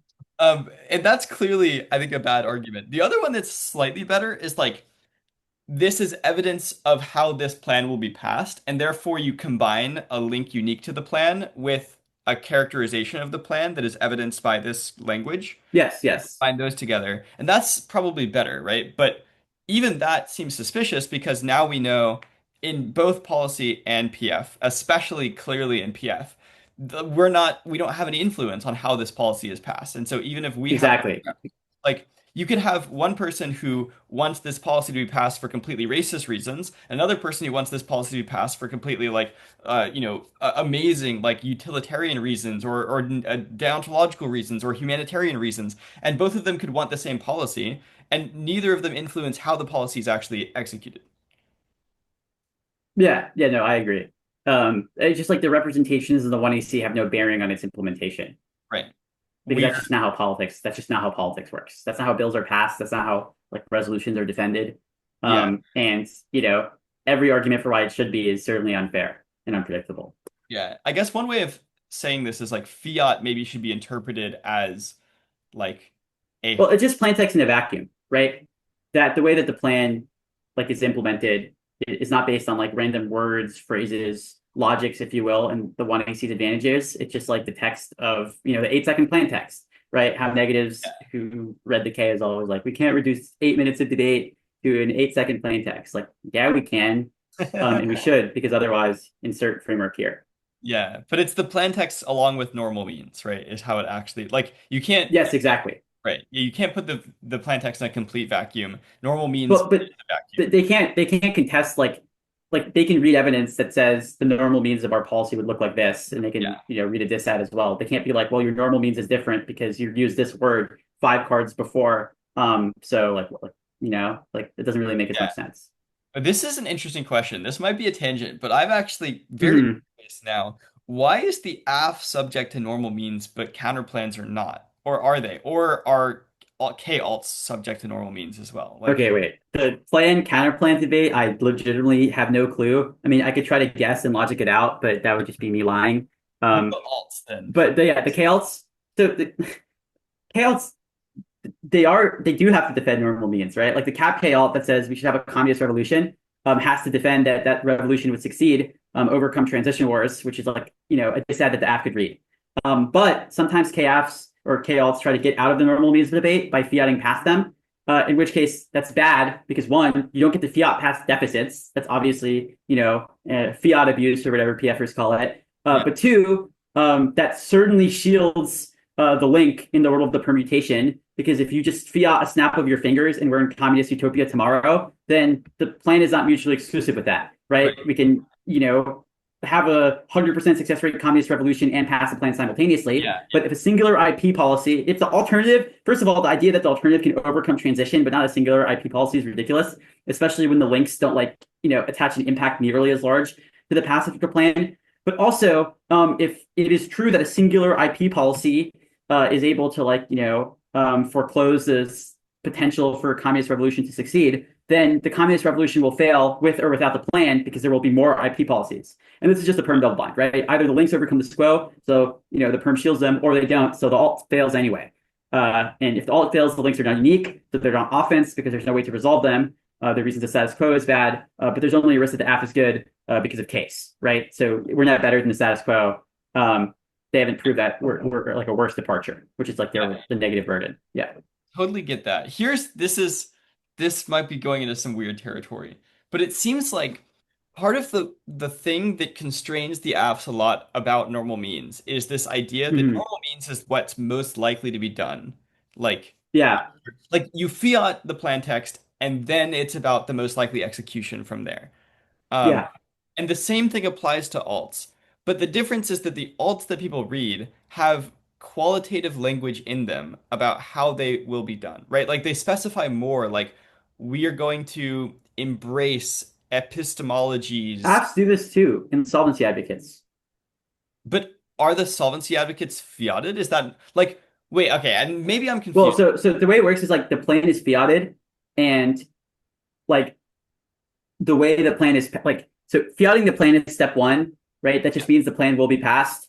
Right. Step two is the plan passing, which looks like what their normal means evidence says it does, right? So, I'm trying to think of a policy app, but let's say it's like the digital e-commerce policy app, right? So the plan fiats that like a certain, clause is amended and that like e-commerce platforms have something called this like constructive knowledge requirements where they're held liable for counterfeits Yeah, yeah. on their websites and they have to go and they have to research them. So the solvency advocate, the normal means card says, here is what a world would look like hypothetically if we had this constructive knowledge standard. All these corporations would do this and they'd be legally bound to do that, right? So the plan doesn't fiat the way that corporations behave or the way they follow the rules created by the plain text. The normal means evidence kind of sketches out that world post plan, right? In the same way, chaos, it's not just like we have a communist revolution, but the text of the card itself details who's in that revolution, what's the structure of the resolution, what does it look like. So I guess what I'm trying to say here is that fiat gets us to the world in which the plan slash alt happens, and in normal means tells us what that world actually looks like, or what is the most likely interpretation of what that world would look like. These seem like very different things. One interpretation of this is like the normal means card is an author who says this is what should be done. Like Well, we it's not that it should be done. It's that well, kind of like you need solvency advocates to write your plan, but the author isn't saying we should do this. It's saying if we did do this, here's what that would look like. Like that. I'm That's what not normal means convinced is. that's that different. Like for example, if I go on like a policy brief and I find an author who is advocating for a policy, they will say we should do this policy specifically. Here's what we want it to look like, or here's what Yes. we want to be involved in the policy. But the Yeah. problem is the word want, right? Like there isn't, it's not that this is what it likely would be if such a policy was passed. It's that this is what we want to put into that policy.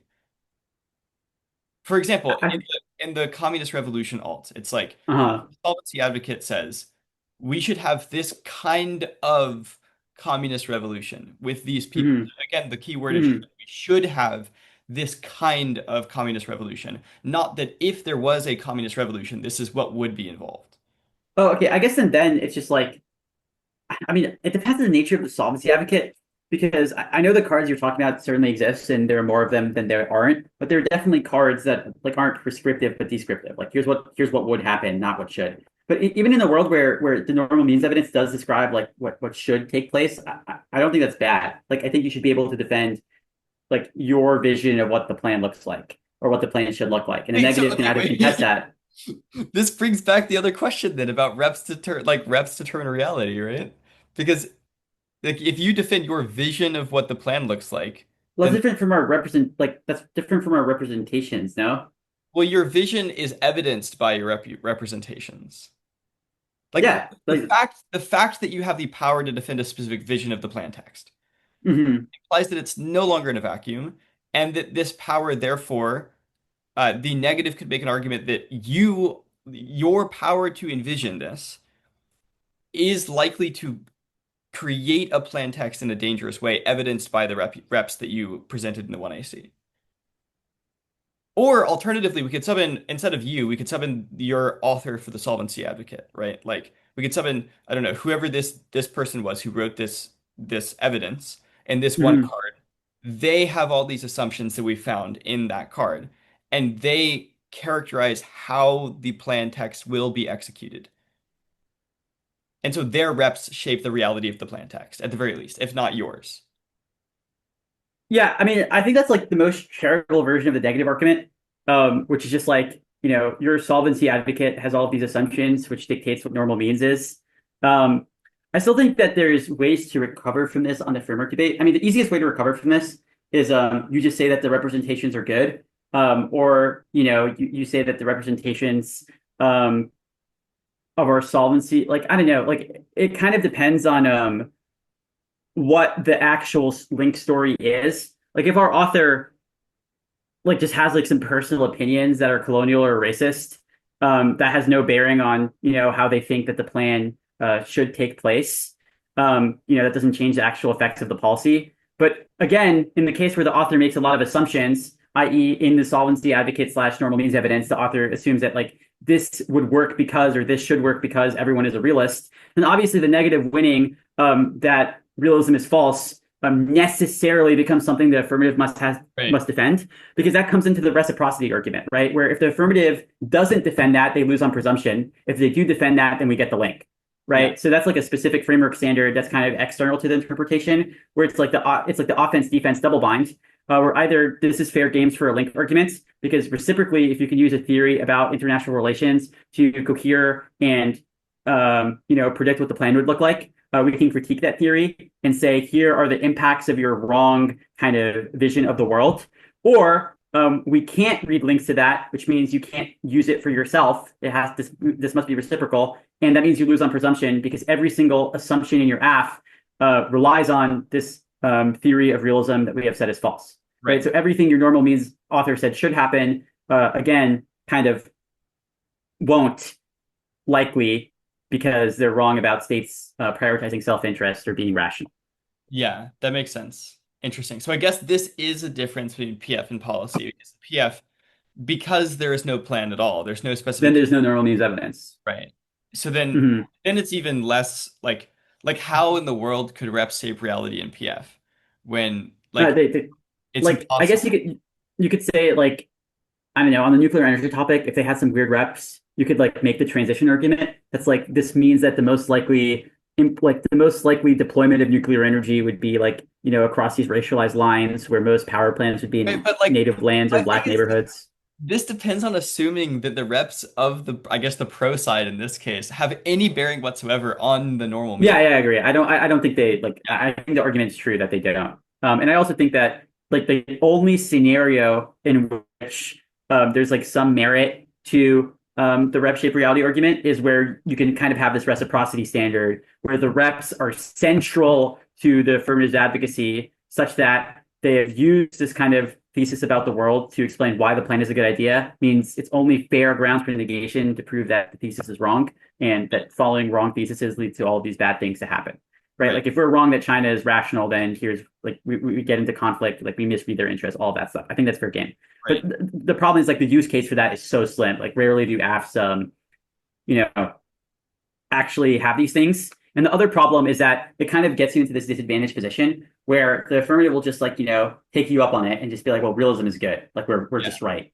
And the most strategic K-links are kind of unidirectional where it's not a reason for why like the affirmative is wrong as much as why it's rhetorically bad. And that kind of pigeonholes them the only way they can generate offense or defensive link is by saying, no, our rhetoric is good.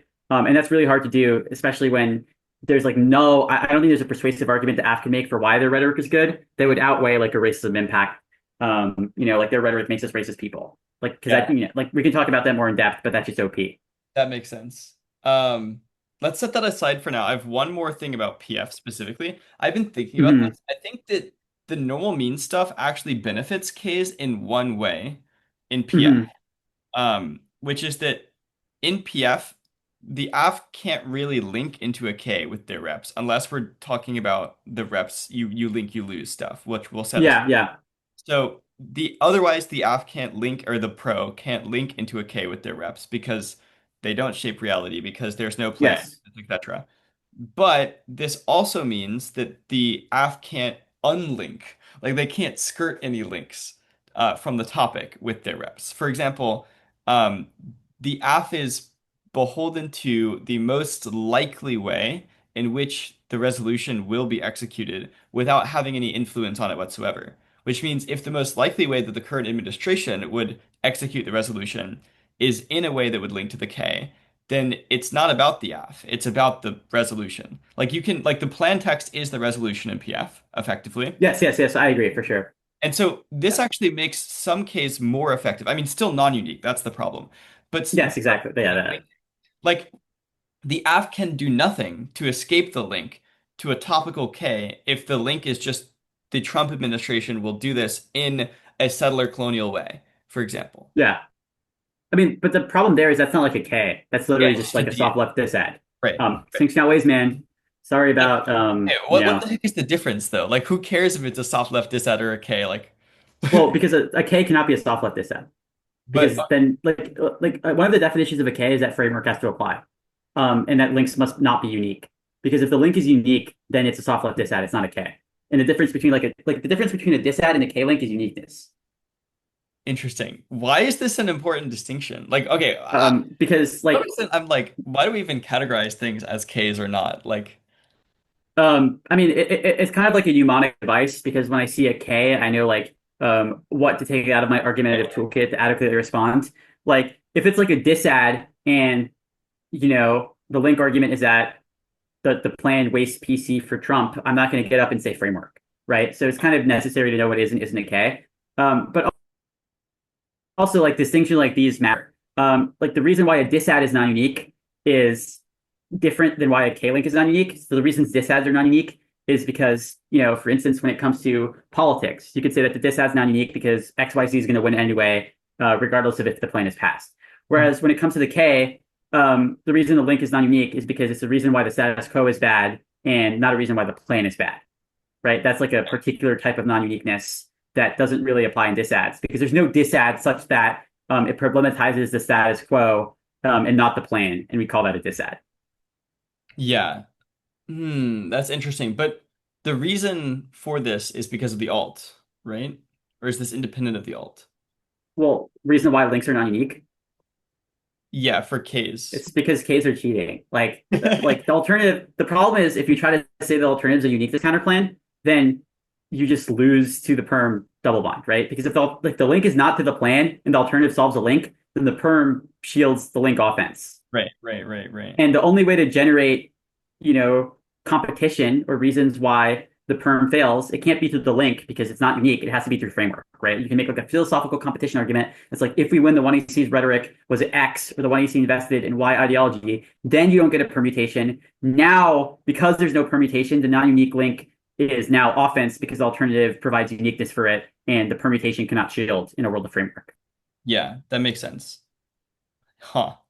I wonder, could you read in PF a link to the most likely implementation of the resolution and then read a counterplan and then it sort of functions kind of like a K?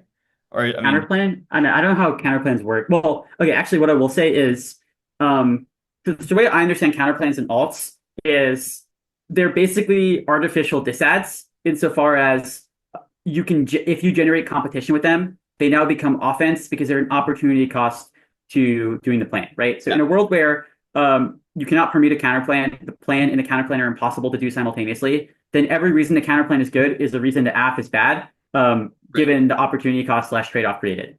So I don't know. You could have an argument that's like the 1EC's investment in nuclear energy in trenches like XYZ, structure, or like it doesn't even have to be critical. You can just be like the 1EC basically like creates this trap where investors like scramble, put all their eggs in one basket, and you know basically go all in on nuclear energy because they see the government's investing in it. And you could have a counter plan that's like we should develop like alternative fuel assets. And you could say that counter plan is now offense against the AF because in a world where we invest nuclear energy, the most likely outcome is what I've just described, that no one has money left or everyone's like kind of, too far in into like building nuclear energy infrastructure that they can't kind of pivot. And then every reason why pivoting to alternative fuel is good is a reason why nuclear energy is bad. Right. I guess I'm confused why more people don't just read uncompetitive counterplans that are designed to be permed and then say that the DA is a like this just generates uniqueness, right? Like if you just say like for example, the answer to try or die every time should just be like, no, we have a counterplan. You can get the counterplan too. You can perm it, fine. But this solves the Yeah, exactly, right? Because you have an external impact for why, like, nuclear energy investment is bad. And then you have like a kind of solvency argument that says if we were to invest in alternative assets, that would resolve climate change. yeah. But I my question is like this seems to be able to apply to the case that I'm talking about with like we're not it's not a K anymore, but this Yeah, pseudo yeah, yeah. K type It does thing. apply, but it doesn't apply with case. Because again, the key difference here is link uniqueness. Right, right, right, Because right. you need a way to beat the perm. That's how the CP Yeah. becomes offense through opportunity cost, that you can't do both. Well, But when you don't have a reason why doing one is bad, i.e. a K, then you can do both. I guess my So thought is like if if if we read a counterplan that is not mhm. competitive, as in they can perm it, you cannot beat the perm, but you also have a DA that the counterplan does not solve, that becomes a net benefit of the counterplan over Well, the then no, no. Well, the disad is what beats the perm. So right, right, the right. difference between process counterplans and counterplans is that process counterplans have an internal net benefit, and the competition argument isn't. It's like competition is the framework of process counterplans, right? They don't say that the reason why the perm fails is because it links the net benefit while the counterplan shields it. It's just that here's why you cannot, make an intrinsic permutation. Here's why you can't do both at the same time. Here's why the negative gets this genre of counterplan. And insofar as we cannot do both, it's theoretically illegitimate to permute the CP in this way. The internal net benefit is now offense, and the CP solves because it's just like another way of doing the AF. Versus a disad and a counterplan proper, the answer to the permutation isn't like competition as much as it is that like, if the perm fails, it doesn't shield the link because doing the AF causes the disad to happen. But doing the counterplan, it doesn't solve the disad, it avoids it, Yes, right? exactly, exactly. So Exactly. my thought is that there seems to be, if we're using an argument about, for example, settler colonialism, and I'm saying that Mm-hmm. resolution in public forum is likely to be executed in a way that furthers the structures of settler colonialism and is rooted in settler colonialism in its execution. Mm-hmm. There's two Yes. ways that I can escape the central problem here of uniqueness. One way is by making this into a K, which seems to fail in PF. Yeah. Yeah. The other way is to use to like manufacture my own link uniqueness using a counterplan that gets permed and then use the plan link to the DA as a DA to the perm. Well, I mean, you could say that. You could be like, the plan is a bad idea because it's colonial, but the decolonial revolution solves. The issue with that is the permutation solves a link because doing a Right, right, decolonial right. resolution in the plan resolves every reason why, a single instance of colonialism is good. The other issue is that the counterplan can't solve case because the decolonial revolution is too slow to solve like, immediate short time frame case impacts. And the last argument that's true is the net benefit outweighs the risk of a link because the most generous possible interpretation of the negatives argument is that decolonial revolution becomes hard in the world of the plan. But absent case, decolonial revolution is literally impossible because we're all dead from nuclear war or climate change, Yeah, that right? makes So there's just like so many good arguments you could make against, yeah, a yeah, K yeah, that kind of tries to be a critical counterplan or a disad. right. And I think that like, framework is a non-option for generating competition. Insofar as like philosophical competition in that genre of argument doesn't make sense. I Yeah. think in order to, win in front of the most technically proficient judges, not only PF but LD and policy as well, you should just say the 1EC was racist. That outweighs unfairness. Your ballot solves, right? We don't have to win all these tricks. Have this uniqueness debate. We'll just be like plain and simple. Voting negative to punish the affirmative for being racist is able to resolve our impact. That impact is worse than theirs, right? It outweighs unfairness. And they were actually racist. Here's our link argument. Yeah, that makes sense. Darren, okay, so it seems like we've tested a lot of the different possibilities for Ks and PF, and a lot of them are falling short. I feel like maybe the conclusion is that the way to run like the things that are similar to Ks is just through philosophical frameworks in PF. That seems to be much easier to do. Just like for example, stuff with action and action distinction, like doing this is philosophically like impermissible, therefore don't. The alternative to the K is not an alternative. It's just like in the philosophical framework, we would just say like, here's a test for whether or not it's permissible. Yes, yes, yes, yes, yes. That seems Um, way easier. Almost funnily enough, this goes back to the discussion we were having before, because literally all of philosophy debate is just like, you know, on act like basically if you lose, like if you win that util is wrong, you also win the debate, even Yeah. though that argument is defensive, right? So saying that util justifies problematic things is not a reason the affirmative should lose because it causes those problematic things. It's a reason that util is wrong, but util being wrong is now a reason the affirmative should lose. Yes. Yes, exactly. And now you don't need a framework to establish all of that. It's just like pretty logical. Right. Yeah. Interesting. Okay. I'm good with that. So I don't know Mhm. how much more time you have. We've we've been at this for quite a while. Yeah, I mean, I have a bit more. If you want, we could just talk about framework, like case stuff proper. Yeah, let's do Or we it. can do either that or how to answer framework because I have a lot of thoughts Um, about that. can we split between them a little bit? Maybe Yeah, sure, sure, sure, sure. a little bit. I think it might be more useful for the PFers in my audience to know how to answer Or- framework. But we Okay, should great. start with a discussion of framework to situate that. Hmm. Sure. Is there like a particular jumping off point? This is a good question. So we've been to some extent discussing framework this whole time, right? Yes, The yes. last framework we need to discuss, I guess, is this like microaggression meta that's All becoming. right, wait. I literally say this to everyone. No one should ever say the word microaggression for two reasons. One, judges don't like it because it sounds stupid. Just say racism, it's effectively the same thing.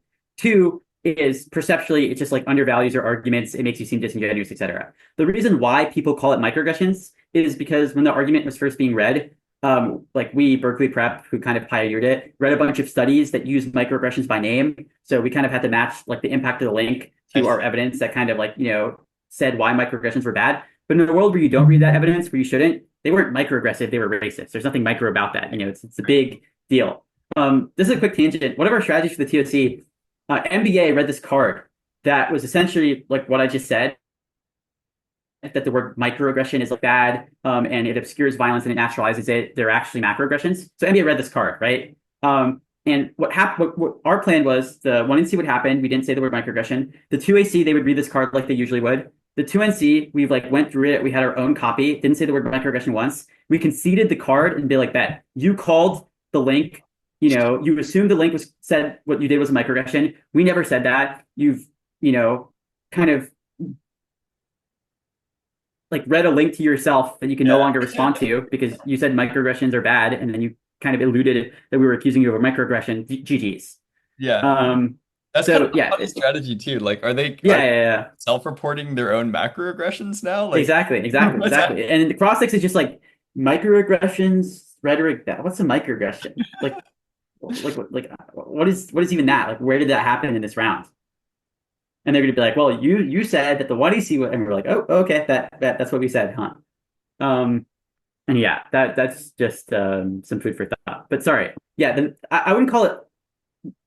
I would just call it the you link you lose meta, right? Because Yeah. that's like at its core what the argument is. Yeah, that makes sense. And I am understanding now that you have pioneered this meta a little bit. Yeah. So yeah, I did a lot of like the framework stuff for Berkeley. Yeah. So I thought of a bunch of new ballot solvency arguments, a bunch of new fairness like responses, and the most I guess pivotal thing I did was responding to like the tab solves debate. Yeah. So obviously, if the negative gets up and says this 1AC was so racist and violent that my mental health is deteriorating, like I'm psychologically kind of inhibited. The logical 2AC response is stop the round, call an ambulance. This accusation should not be litigated technically because limited speech times create false positives. Back and forths ensure doubling down gaslighting, which turns all their offense. If Yeah. hearing the 1AC was bad, hearing the 2AC, 1ER, 2ER is even worse, so we should end it now. Alternatively, the judge should be the one to decide the allegation and kind of gut check it at the level of truth. instead of like, scrambling their flow, looking for dropped arguments to litigate whether or not racism actually occurred. Right. Right. There's obviously a bunch of other impacts that you can attach to this, but the main ones were just that it turns their offense, since it's like forced exposure to more of the microaggression that they said originally caused the impact. So my job was like, okay, how do we answer this? Because it's kind of like it seemed like a true argument and it sounds like a true argument. At the very least, it's intuitive. Um, and I don't think it's like I would love to talk about it, obviously, but I think it'd be more productive to go into other case stuff. Just because I think that in policy, judges are getting sick and tired of it. And I think that like the models version of framework is super workable. Like racism is Yeah. not bad necessarily because like here and now I've experienced violence. It's just that over time, racist assumptions are internalized, make us racist people. That's what's bad. I think this is workable in policy, LD, and specifically PF. I think this is what every single K framework 2NR should go for. I think the whole in-round violence type strategy is just like you don't need it. Judges don't like it. It's not necessarily as strategic, and you just sound like a dumbass explaining why you shouldn't, get like a professional to help you with whatever detriments to your health you claim you're experiencing. Interesting. So, can you explain a little bit about why you think this is not true? Like, you're like, I mean, this is to some extent your brainchild, and it Yeah, is spilling into PF now. I expect that next year lots of people will use this. So, yeah. I want to know from the source, how do you beat this? How do you beat the don't call tab stuff? Or the So like, how do you as a yes, policy yes. team? Yes, yes, yes. Okay, this is going to sound ironic. I don't think you can. I think that perfectly evenly debated. There are some neg arguments that lack a persuasive response. Like I think the debate is solved. But that kind of implies that one, you're debating the perfect version of the argument, and the only place that exists is like in our Dropbox. And we like didn't read most of it, and I certainly don't want to like spread it Sure. because like it's just bad for debate. I've come to realize it literally encourages like shotgunning bad faith accusations, winning one, and then you're just like I don't want to call tab. I don't want to. I don't have the agency. Blah blah blah blah blah. Right. But what I'm trying to say is that even if like technically you're ahead, this is like the type of argument where you're debating your opponent and your judge. Yeah. Right. So you need to be so technically ahead that the judge's bias slash dislike of the argument is overcome. I think that's really hard in LD given the speech times. And I think that's even harder in PF given that judges are more ideological from my understanding. There's even less time to develop because speeches are cut in half. And, no one actually is familiar with the argument. So they can't do some of the work for you. You kind of have to go really, really in depth. All of that being said, I know it's a doozy. I will explain how like what the negative can say and how to beat it as an affirmative. Yeah. So, in my opinion, the best negative response has to do with agency. It says that what's necessary for us to cope with the quote unquote microaggression or racism isn't just a win. It's the ability to confront our oppressors on our own terms, to litigate the violence done upon us, to call them out, and to voice our grievances to the judge. In Yeah. a world where we end the round, we suspend the ability to go back and forth. Even if we end up winning, the judge gut checks the link and agrees that we were right about it. That doesn't resolve, the psychological trauma insofar as the decision itself feels paternalistic. It wasn't we heard you out and we let you have the agency to confront your oppressors, and we think you deserve the ballot. It's more so that you won because I feel like you win, which is not reassuring. It doesn't let us, have this cathartic moment of calling out, nor does it kind of give us a reason for the decision, which is necessarily key for us not to feel like the ballot is being given to us out of pity versus as like, an affirmation of the emotional labor we did, lobbying against our aggressors. Right. So what this establishes is there's 0% solvency for a model of debate that prevents us from technically litigating over accusations of racism. And then you would just like, you would line by line all of the abs responses. So versus the speech times argument, you would say that the alternative is worse because if the round is ended, there's 0 speech times at all, which obviously flips all their offense. There's a lot of other stuff that policy teams said, like you force minorities, like you create rounds where someone who's really, really good at debate can technically litigate and win that racism is good. The answer to that is like, no, we don't say that you are forced to not call tab, just that you shouldn't if you don't want to. If a debater thinks they're going to get like technically outmaneuvered, they can end the round, which solves this hypothetical. And as well, there's also a scenario in which the round is ended, something racist did occur, but the judge is super biased, doesn't want to listen to any of the debaters, and instead of a false positive, creates a false negative, right? But a false negative is worse. It's really intricate. I think that you should not take the K team up on this debate. I think that the much easier way to beat the tab solves debate is win the ballot solves debate, right? Tab solves is necessary but insufficient. Winning that, or sorry, I say tab solves. So there's two versions of this. There's like tab solves and judge choice. End the round and let the judge decide. End the round and go to tab. They're functionally similar. So I think that the nature of this argument is that it's a nip. The negative needs to win both that tab doesn't solve and that the ballot solves. Yeah. The affirmative needs to win, affirmative being the policy team, either that tab does solve. So we shouldn't like they don't need the ballot. They can just go to tab, or that the ballot doesn't solve. And I think that winning the latter is much easier. And winning link defense is much easier because then your short 2ER can be like, fine. Tab doesn't solve. We weren't racist, so we don't lose under framework. And the ballot doesn't solve your offense either, right? It doesn't turn back time to before the 1EC was read, but it does stop a fairness violation from occurring by refusing to punish us for being unprepared to debate unpredictable advocacies. Right. And like this kind of gets into a separate vein of the debate where, okay, now we've made it about this round, right? So in a world where the affirmatives ahead on ballot solvency, they have to win an argument that says us losing in this debate doesn't deter racism in the future, right? There's no norm setting, or we don't delete arguments from the meta if they lose. They essentially have to win that what happens after the ballot is cast is unknowable, right? So for the negative to have ballot solvency, accepting this premise, they need a solvency argument for why what the judge can do with their ballot in this round, something that they know will happen, actually is able to sufficiently kind of, buffer the trauma experienced from the 1EC's racist rhetoric, right? It's not that them losing in the future stops it from occurring again, but that the ballot can resolve the racism that happened here and now somehow. And the argument that K teams make to substantiate this is, I don't know if you've heard this, like the microaffirmation stuff, right? That voting for me is a protective healing gesture. It doesn't matter if, again, something changes in the future because this is about what happens right now. We'll take the affirmatives, ballot solvency arguments. We'll concede the premise that the future is unknowable, but challenge the conclusion that you're not able to, like, you don't need to turn back time. You could just like not vote against us and you can affirm us with the ballot, right? Right. So when this is what the K team says, again, it's really easy for the policy team to just beat this argument. And the two true responses to this genre, which is just like vote for me because it makes me feel good, I promise, is one, this fundamentally misunderstands what the ballot actually is. It's not a referendum on truth, right? It's a referendum on tech. All that it signals is that one team did debate or debating, which means voting neg on tab room isn't necessary. The judge can affirm that racism is bad. They can console them all they want, maybe even, give them like an air hug if that makes them feel better, but just give us the ballot and acknowledge that we were better at debating. That's defense. Well, it's defense to their argument. It's like a perm. Yeah. And the offense to that alone is fairness. But secondly, there's an external impact that the idea that the ballot is a microaffirmation or can accomplish that purpose creates this violent dependency upon judges, where every decision is now a referendum, not on arguments, but on people, whether or not we deserve to be microaffirmed.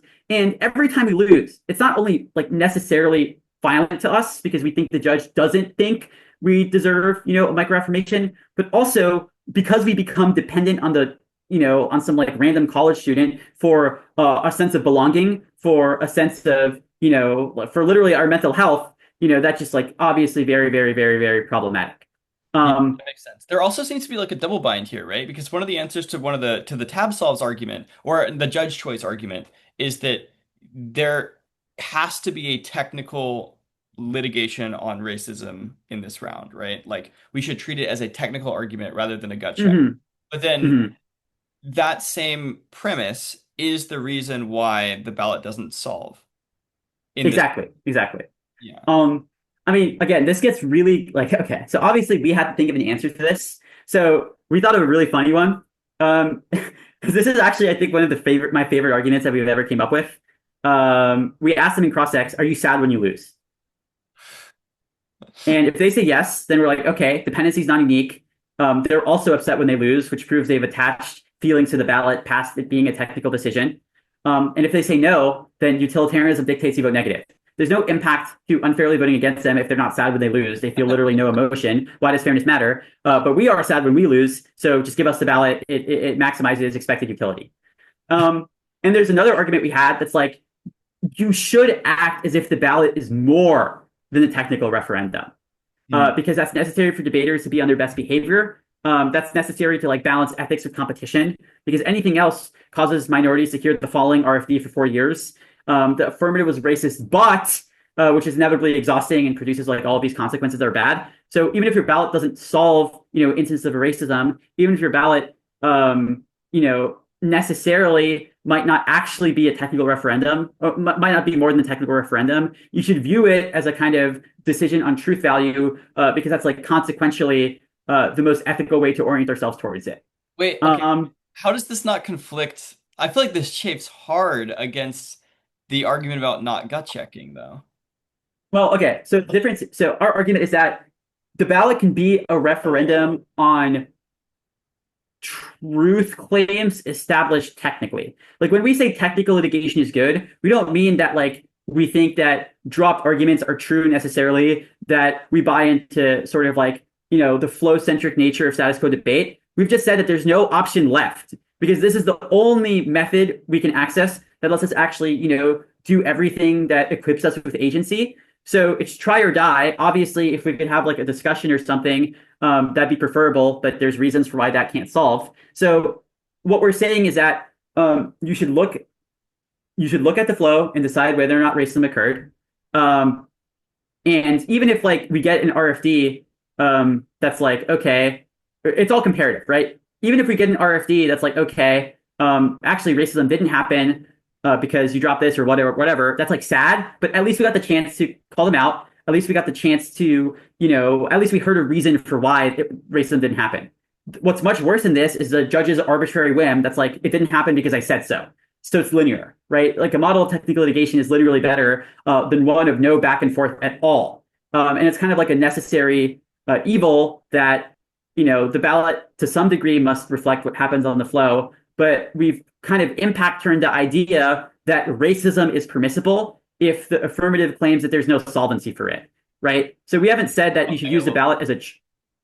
like the answer So, that you just gave me about how like it wouldn't be that bad if we lose, we'll feel sad, but then it'll go away, seems to chafe against the prior claim that you made about no, how no, no. So the it's like three levels, right? So the worst case scenario is, no technical litigation. The bad scenario is, things are technically okay. I guess I might have like kind of confused the argument a little. So the argument we're making here is not that the ballot should be necessarily, or it's not that the ballot should be a referendum on truth value, as much as it is that the mandate of ballot solvency should not exist. So, like, let me just reiterate. right. So, what the negative team is saying here is that what the policy team is saying when they imply that the ballot is only referendum on tech, not truth, is that it's okay to let racism happen and not punish it via voting the other way because there's nothing you can do about it because it's already occurred because it won't stop in the future, right? That is what the policy team is sort of setting up when they make this thesis claim about the ballot. The negative team is saying is not that the ballot should instead be a referendum on truth, but rather that this mandate that you need to be able to solve an instance of racism to act against it is the problematic one. Because consequentially, it leads to RFDs that basically make racism a no-cost option, since you'll inevitably win for being racist, while the other team hears the exhausting RFD of, yes, you won, they were racist, but I can't do anything about it. My hands are tied. We've said that refusing that sort of demand and, just like unconditionally rejecting racialized practices is just better on aggregate because it solves exhaustion, which outweighs unfairness. I think I maybe understand, but that also leads to technical litigation in which you lose what the judge considers to be a legitimate claim of racism in some cases.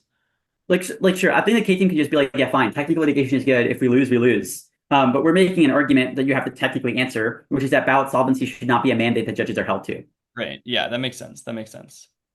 I think we could pair it to like, it's the best option we have. Like ideally, technical litigation wasn't, how we went about this, but there's no other alternative besides something that robs us of agency. So the Right. judge might as well technically litigate, but within that technical litigation, we have a technically winning argument that you should unconditionally reject racism regardless of solvency, um, and that this orientation towards the ballot, viewing it as something more than a technical referendum in the sense that you can vote against things even if you can't solve them. That is like a better the consequences of that are preferable to a model where you don't adopt that view.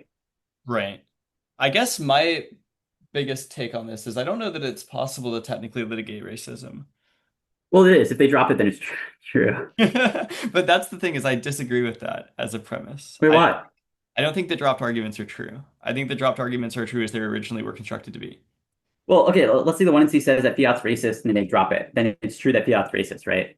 Well, no, I can say that the argument that I dropped was a claim without any substantial warrant, and Well, therefore let's say there's a card, right? Like if there truly wasn't a warrant in the there is card, some why couldn't you evidence. answer that like in the speech after it was presented? Well, who cares if it was a card? Like I can, I, Well, like presumably the card had a warrant. Well, I agree that if the like negative has I agree that if the negative reads a card that's vague, doesn't have a warrant, or re-articulates the warrant such that it doesn't match the original card, then the affirmative gets new answers. But if the negative says that fiat's racist because it forced us to scenario plan a world in which our colonizers save us, the affirmative drops it. The negative gets up and says they dropped that fiat's racist. The warrant was because it forced us to scenario plan a world where our colonizers save us. That's psychologically devastating. The affirmative doesn't get new answers. It's just like you lost the link. When framework is your best option. I think that there are maybe fiat is different, but I feel like there's almost zero card that is about a specific situation that happened in a round. Well, I mean, you don't need a card. You could say like the one EC said the word stupid in cross X. That's ableist, so they should lose. And if Right. the app drops that, and then they've dropped that they said stupid. This is true. They've dropped that the word stupid is ableist. This is true. They've dropped that ableism is a voting issue. That's like the question in framework. Or I guess they didn't drop that. They can contest that last part by winning framework, but they can't contest the first two. Yeah, that makes sense. That makes sense. But another example is like, around that judge that's like so ridiculous, it's still in memory. It's a set call kit, right? One NC cross X. What does the alt do? It's not our place to say. We can't speak for native people. We can let them decide. The app is like, okay, cross X continues, stuff happens, the 1AR happens, the 2AR gets up, the alt debate. They've dropped the alt solves case. No, the 2AR obviously gets new answers to that and can pin them to cross X. That's unacceptable, right? Or if it's like a massive rearticulation of an AF card, like the affirmative card says the sky is blue, and the 1AR drops it, and they're like, they dropped it, the sky is blue, which means your ballot is neg. Obviously, they can be like, this wasn't originally, like, we could not have answered this argument because it did not appear in a previous speech blatantly. Like, it's so egregious in terms of spin, such that it's effectively a new argument, which we get new answers to. That's totally legitimate.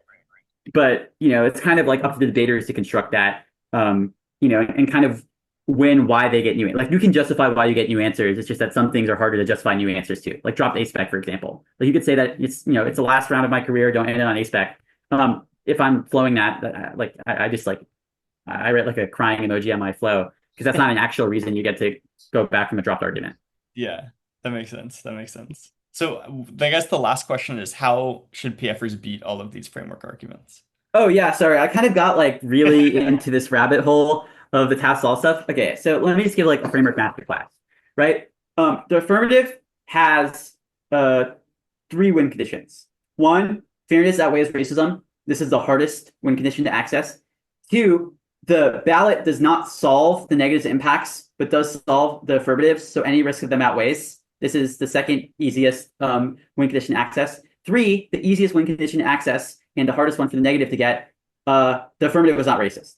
Like link defense / link turns are the easiest way to beat Ks because why would you bother with all this like framework mumbo jumbo, this super technical back and forth when you can just like attack the core of their argument? Framework is a nib. It establishes what offense is. They still need to win links under it. The link, like every K link is just incoherent. It's either to the status quo, or like, it's to something completely asinine and benign that obviously isn't racist or can be easily defended. But let's say you don't have that option and you need a win framework.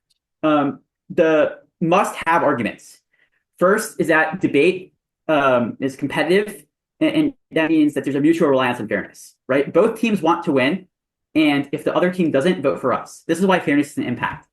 The reason why fairness outweighs is because any other claim is paradoxical, i.e., it is paradoxical to say that there's something more important than fairness because the judge can choose to unfairly not evaluate that argument. If the other team protests and says, you should evaluate my argument, you should not unfairly hack against it, that cedes the authority of fairness. It proves it's a meta constraint, which is why it outweighs in the first place. That's, the impact calc for fairness. I feel like The this is better reason, suspicious, right? Like, it's probably true that nothing else is more important than fairness categorically, but there can be mhm. bigger, like, there can be equally important things with one being Like agreed. what? Like, for example, if something is very slightly unfair, but massively educational, then that might outweigh a very small difference in fairness. Well, sure. I mean, you can make like an evaluative modesty argument that says like impact, scope, scales, or probability.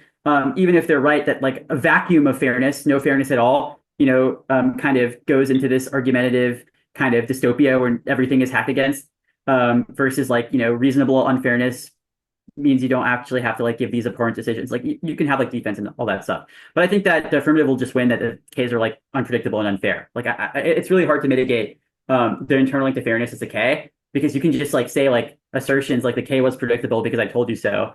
But the affirmative is probably right that a world in which you can literally pick any line in the affirmative and make it a win Yeah, condition is just like completely unworkable.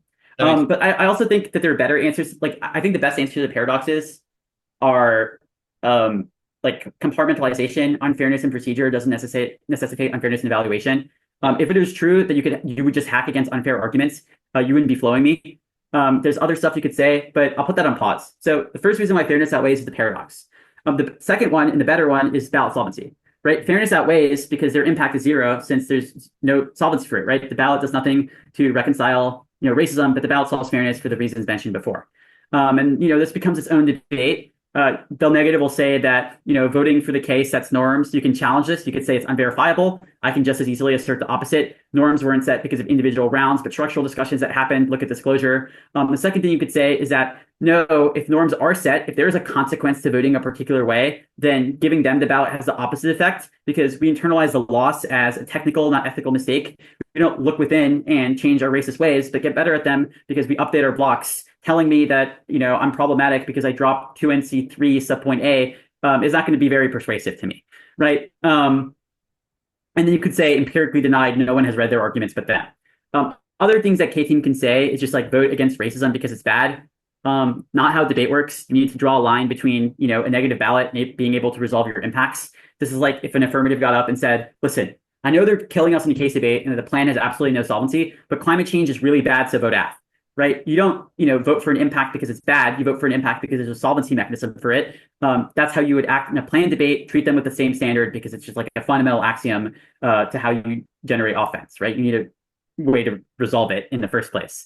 Other things a K-Team can say is like the microaffirmations type stuff. We've already talked about that. But essentially, what this gets you is, the ballot only solves your impact. So even if they have a bunch of defensive fairness, even if they have, a bunch of reasons why racism outweighs, in a world where only we have solvency, it's like the only sliver of offense in this debate we access that automatically outweighs.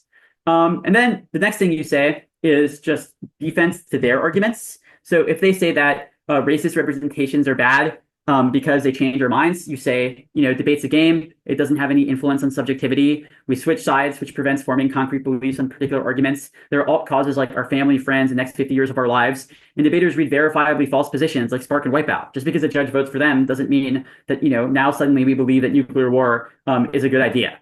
Right. So that gives you this sort of 2AR where you're like, there's a disconnect between their link and their impact. They are right that the 1EC's rhetoric was racist, but they're not right that actually, is problematic. The same reason that someone would be right to claim that GTA is violent, but not right to claim that we shouldn't play GTA because it is not true that playing that game makes us violent. Right. So it's no harm, no foul, basically. If the negative says that the 1EC was racist, not because it changes our minds, but because like exposure to the 1EC, like the 1EC had the ethical implication of a slur. The mere exposure to it is like violent and traumatizing. That's where the tab solves debate comes into play, which we've already kind of discussed about. But these are essentially like the core framework mechanics you need to know, and they create like a bunch of variable 2ARs, right? You have the 2AR on fairness outweighs. You can lose, but like they can win that the ballot solves racism. If you're right that if that like evaluative paradoxes come first because they're meta constraints, then you just win on sheer impact calculus. You could win on a 2AR that loses the paradox but wins ballot solvency. It's like the sliver of offense framing I just did. You can win on like this wombo combo that's like, listen, there's no impact to the link because debate doesn't shape subjectivity, but there is a risk that they were unfair. So our offense outweighs. They have solvency for their impact, but no impact that they're actually solving. Vote AF. There's a bunch of like different ways you can sort of combine these core sets of arguments to give strategic 2ARs against Ks. Um, I mean, there's obviously a lot more nuances to this and some back and forth, but that's just my general guide to not losing to K teams going for framework. Yeah, it makes sense. That makes sense. One thing that Yeah, sorry, I was kind of like that was kind of a doozy. My bad. no. I think it's super helpful. There's a few questions that I have. One is a little bit Hmm. unrelated. Hmm. It's actually I was thinking about it while you were talking about this because I think you're very used to saying af and neg for all of this because Oh, yeah, sorry. no. It makes sense. Like it works with LD and policy. It's almost a requirement for understanding it in LD and policy. The problem that I'm seeing in PF these days is that people are internalizing that too much and applying it incorrectly to PF. For example, teams are like refusing to read topicality when they go second because they're pro and not con, which doesn't make sense. Like logically, the structure of pro and con and PF are symmetric because con can go first. There's no plans or counter plans. We're both debating the same resolution. There's really no like neutral stasis point. Like the truth testing, for example, doesn't make sense in PF because the role of the pro is to prove that the resolution is true, but the role of the con is to prove that the resolution is false. If the resolution is neither true nor false, then neither team wins. There's no presumption in PF, if that makes sense. Or there perhaps the logical justifications for presumption that exist in policy and LD don't exist in PF because of the symmetry of sides. Also, PF Yeah, has because like the status quo is not a logical option. well, the status quo is defended by the con, Wait, but so why doesn't that like if the con wins that the affirmative is not like a meaningful departure from the status quo, why doesn't that trigger presumption? Like if they win terminal defense a case, like nuclear energy right, investment, yeah, that's yeah, literally I hear nothing. what you're saying because the role of the con is to prove that there are cons of doing the topic rather than Okay, so I mean opposite like pros. that makes sense. So wait. I see. So they need presumption doesn't exist because the negative resolution isn't squo or counterplanned or it's just like Well, this like condo doesn't exist in that way. It's just like the opposite of the res. yeah. It's just like the res would be bad as a departure from the status quo, not that we should not have a departure from the status quo, if that makes sense. I see. Yeah, that makes sense. That makes complete sense. It's just like it's literally in the name, right? It's a list of pros and a Yeah, list yeah. of cons. But this is something that people just fundamentally don't understand. And I think that this is becoming more and more of a problem as people listen more to policy. Like it is a good thing for PFers to have this trend of learning more from policy. But it's a bad thing in the Mhm. instances where it's misapplied, right? And I feel like Yeah. I have a duty to prevent the misapplication as much as possible. And so one of my Mhm. questions is that given this symmetrical nature of PF where the con can go first, etc., Yeah. like the distinctions between affirmative and negative and framework specifically for case kind of disappear. It's kind Well, of I kind of like use affirmative and negative as euphemisms. So, like affirmative would be the policy team and negative would be the K team. right, So right, what I just said, it would apply in the case where affirmative would be the pro defending the resolution against a con critiquing the resolution or critiquing the pro speech that just happened. right. So you could flip it, for example, though. Like the con could give cons to the topic and the pro could like pull a racism link from that as the second speaking. Yes. Yeah, that's I Yeah, okay, I see. important to understand because if I don't say that, PFers literally won't do that. It's the weirdest thing. Yeah. Okay, I think that's good. The second thing that I wanted to say is this is a genuine take of mine apart from the technicalities of the K debate. Um, Mhm. I think it's a boomer take, but it's worth saying. Is like one legitimate criticism that I have of this. We won't call it microaggression, but the you link you lose kind of Yeah. is I do think that to some extent it creates these weird referendums with like strange power relations between judges and students, where like literally adults are being asked to evaluate the moral character of Well, students. I disagree because all your ballot does is signal who did the better debating. So Like that's all your decision does. Like your decision is not like I think you were racist. It's I think you're bad at proving you weren't. Right. Okay. So then the technical treatment of the microaggression or of the link in the round prevents the power relations between the judge Yes, exactly, from exactly. But coming. like the power relations is a reason why viewing the ballot as actually a moral referendum is Right. bad. Viewing it as a Right. referendum on truth, not tech. Okay, that makes sense actually. So this is the other side of the warrant why we shouldn't view it as truth, not tech. Like the warrant you expressed earlier was like it would be bad for us, the K team, if you did that because it wouldn't be a we wouldn't be Oh yeah, you could affirming it. also say it like forces a judge into an uncomfortable position. They didn't Right. okay. Don't say this around. They didn't sign up to be your therapist, or like resolve moral qualms. That's Tab's job. That's the ethics board's job. So they sign up to adjudicate debate rounds and evaluate arguments technically. So if you're asking them to make a moral judgment, that's necessarily stepping outside of jurisdiction, Yeah. and is like something they didn't necessarily consent to by showing up to a debate tournament. Yeah, yeah, yeah. That makes sense. And also, I guess this is worth pointing out because it means that if you are a K team, like it is both unstrategic and probably somewhat problematic to use these kinds of arguments without a technical treatment in the round. Like if you're trying to, I've seen maybe some teams that start to attempt to do this, where they use the gut check in their favor, if that makes sense, to some degree. Like Like, they assume that judges will like err on the side of the K being true. yeah. I mean, those are just like, like there's actually a very particular name that I have for judges like that. Strikes. Because like what is like we're like what are you doing, bro? Like if you're I don't know, like I don't know what else to Yeah. say. If you're in a perfectly even debate, like literally 50-50 on the dot, and it comes down to a gut check on whether or not Fiat is racist. If you think that Fiat's racist, like there's like I don't know, like what like go back to camp or something, man. I don't know what to tell you. Like at a certain level, something I think is true about K debate, if the 1EC like did something that's like legitimately racist, Tab would get called for sure. Yeah. Yeah. Or at the very least, like, I mean, I can't say that because I've heard of people like make problematic arguments and debaters like cry, but they never call Tab. So it's a little bit universalizing to just like make that assumption. What I'm trying to say is like it's almost like it's very easy to tell when a link is being levied disingenuously, if that makes sense. Like debaters aren't like you can tell the difference between like racism like at a literal level, not only because what's it called? Like the debater would have a reaction and you as a human being know what isn't racist, more or less, versus racism as like, something technical, like the fiat K, for instance, is racist only if it's dropped. Hmm. Okay, that makes sense. My next question, I feel like we've been talking in the abstract a lot, so Yeah. perhaps it would be refreshing to get a few tangible examples of anything that we've talked about here. But specifically, I want to know, like, what are your three favorite Ks? And if you could just like, I don't know if it's possible to do this in a very like concise way, but if you could just walk me through each of them, then I think that would be a great way to root this conversation in the tangible examples. Yeah, for sure. I mean, like the real answer to that question is I've come to the point in my like career where I think the actual like K itself doesn't matter. All that matters is like the framework arguments you're making. The same way that like I don't have a favorite KF because you could have the best KF ever. The narrative can be beautiful, the link to the topic can be obvious, and then you get up in the 1ER if you don't have a good answer to T, you just lose anyway. But there are some Ks with cool tricks I had that I'm particularly proud of.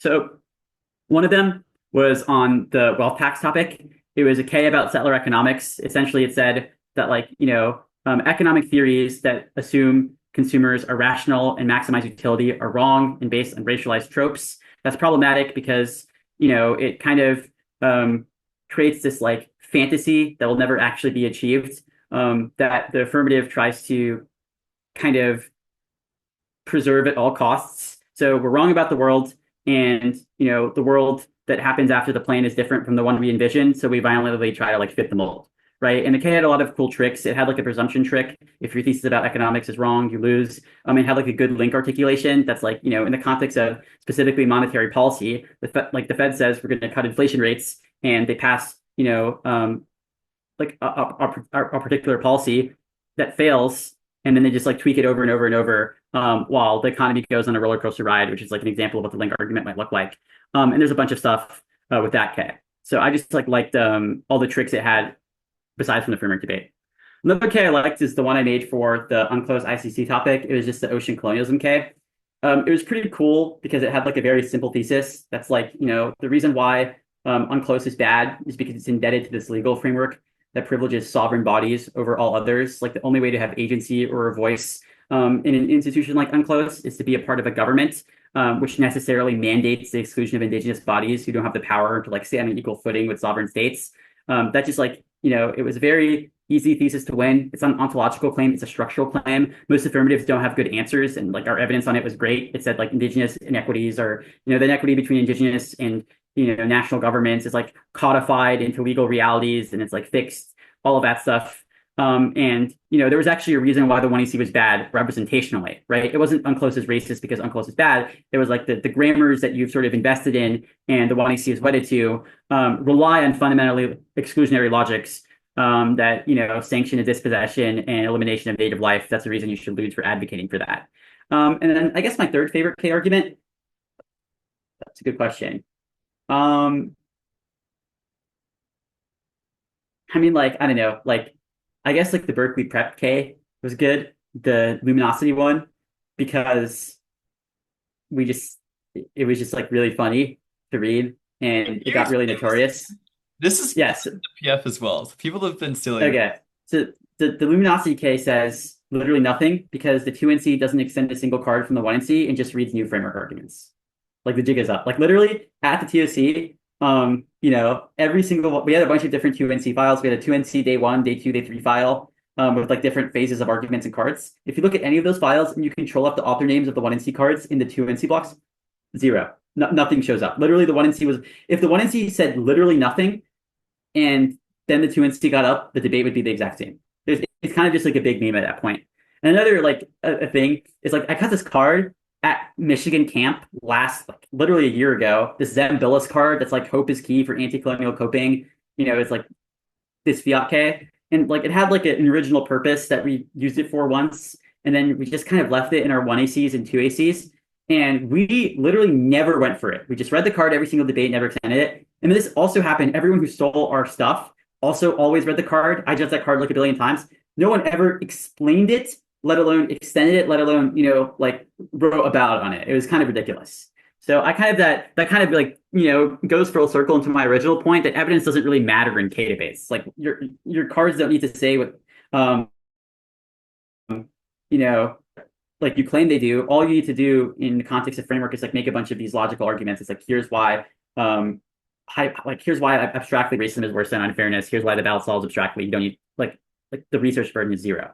You just do it as a courtesy, right? So judges don't like like laugh you out of That's the room. interesting. Yeah. Oh, that's really interesting. So you're at the point where like it really doesn't matter what the content of the K is at all. It's all framework all the way. As long as you have Yes, yes. a So link, like you're so good. the way I do prep right now is I think about the best policy arguments that have been beating like Ks. I think about the best way to answer these arguments, and then I cut cards that make the argument I've already came up with. So I don't look at cards to come up with arguments. I come up with arguments and I find cards that say it or like vaguely gesture towards it. And that has been like a lot. That's produced like really good evidence quality because that ensures 100% my cards kind of say what my arguments do. And also just like it's been really really sustainable because I feel like aimlessly searching for cards can just be like suck so much time. Like I rather just know what I'm looking for. Yeah, that makes sense. Last question before I probably have to go Yeah, is you mentioned that you've seen some of these PFKs that are floating around. Um, yeah. do you have any examples and how would you Yes, yes, respond to them? yes. Okay, there's this feminist killjoy K I've seen. From my understanding, the argument is that, female participation in debate is low, which is probably true. And that, there's this rampant culture of sexism, which is also certainly true. But it seems the solution to these issues is just to like vote for debaters of a female identity, because that like, I don't know, kind of sends the signal that female debaters belong, and that becomes a kind of conduit to increase participation. There's so many things wrong with this argument, right? First is that voting for debaters on the basis of their identity is like one of the most violent, jurisdictional burdens that can be assigned on judges. The idea that if you hit a FemK and you aren't a team of 2 or 1 female debaters, that you should instantaneously lose by virtue of not belonging to a particular identity group is obviously problematic and seems to reinscribe every single discriminatory logic that the K claims to prevent in the first place.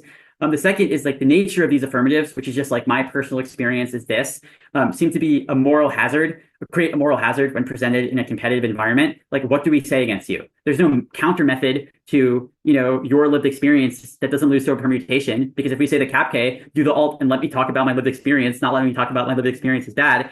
And if we try to generate offense without a counter method that forces us to negate your lived experience, which I'm sure that the K team wouldn't be too happy with either. Right. I think that you can pair that with an argument about why structural discussions solve, because one, people aren't forced to violently negate identity, but two, they're actually able to collaborate with you and not kind of, come up with bad faith, impromptu responses by virtue of needing to win. They can actually have genuine dialogue. And the way that change occurs in debate empirically is through conversations that happen outside of individual rounds. Right. There's a lot of other things you can say against Ks like these. I think that, at the very least, there's a theory shell that could exist that says you need to explain why the resolution is something you shouldn't affirm. Basically, just like, please have a topic link, because the affirmative that I saw didn't even say that nuclear energy was bad or sexist or that discourse about it was problematic. It was literally just like a complete non sequitur to, the resolutional burden of at least talking somewhat about the topic. And it was just like, vote for me because debate is sexist and your ballot can change that. Right. Like there seems to be like a good topic education argument. There's something uniquely valuable about being able to apply like a generic thesis to a very localized and particular issue. That's like the most portable skill that K-debate can teach us. But secondarily, what are we supposed to do? Like, if someone in the comments or wants to email me and can tell me what is the offensive negative strategy to my lived experience is that sexism exists. Here's a card, and that you should vote for me to rectify sexism. Like, what K negates that doesn't lose to the perm? What offense is there against that isn't offensive in nature? And like, why is it justifiable to have a model of debate where you're not tasked with mentioning the resolution at all? Like, what is the detriment to being forced to read a topic link / the net benefit to not being forced to read one? Like, I think these are impossible questions to answer. Yeah, we don't have to wait for the comments because I actually wrote a prep out that did beat this K. Oh, okay, sure. Yeah, it's a funny coincidence, I guess. This is the one thing that I maybe can talk about. I think that maybe there are some misunderstandings of the K first. Like one, the K that we hit was a feminist killjoy K, but did have a topic argument. It said that Oh, nuclear. I'm looking at like a very particular app. Yeah, that makes sense. And I'm sure Yeah, like yeah.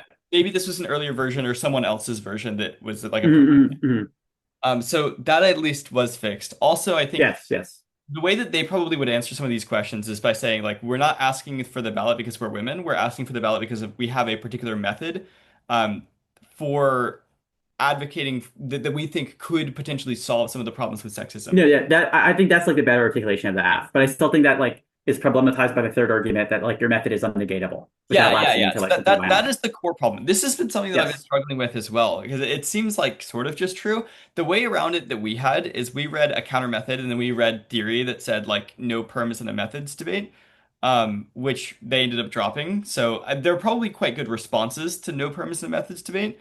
Like for example, it probably does make it very difficult to read any KF, but Well, like it just means that the app auto loses, right? Because if you yeah, don't okay. get perms, then the negative just says world peace counter plan, Yeah. which like destroys like and also links are key to testing and stuff like that. Yeah, I still think there are ways that this can be done. Okay, I was thinking about this a lot recently. I think that there's a potential to create a framework argument in method versus method debates specifically that prevents a perm but still creates a fair and even clash between the two methods, which is to say, um, evaluate each case as a research project that you are considering an investment in. Kind of like this is the same way that people consider who to give grants to, for example. Hmm. And so then the test just becomes whose research project is a more like is a more productive investment if you, the judge, consider yourself as a grant writer. In the Yeah, yeah, yeah. and I then you mean, you don't can have to, yeah, there's no perm.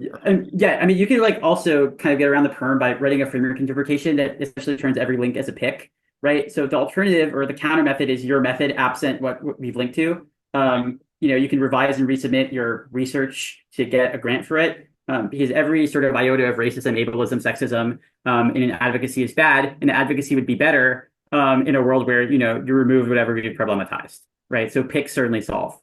Um, but I yeah, guess I I feel mean, like that interpretation still creates some of the fairness problems though, right? Like if you can pick out of anything that they do, or maybe well, I mean, like, I don't think the K team can really cry about fairness all too much. I'm Um, mis- but also like I don't know, like this is like there's infinite amount of things we can pick out of. You can just use their K logic against them. I don't think there are infinite things that we can pick out of unless you have infinite ways of being sexist. But also, like every iota of problematic rhetoric is bad, and the idea that we should let some slide because they're minute only naturalizes those logics and inevitably rise to a higher level the longer they're left unaddressed. I don't think there's an offensive non-fairness reason for why a model of debate where the affirmative can just like get away with sexism if it doesn't pass a certain threshold it is like preferable to one where you should lose linearly if you're more sexist, if you're like sexist at all. that's interesting. That makes sense. I still prefer my model. I feel like Yeah, I think also I don't think they're mutually exclusive yeah, because yeah, yeah, you yeah. could say That's both. true. I think what KAFs badly need and what teams responding to KAFs badly need in methods debates is some kind of framework interpretation that would Yes. incentivize that would legitimately incentivize like productive discourse about testing different ways in which we can solve problems in debate.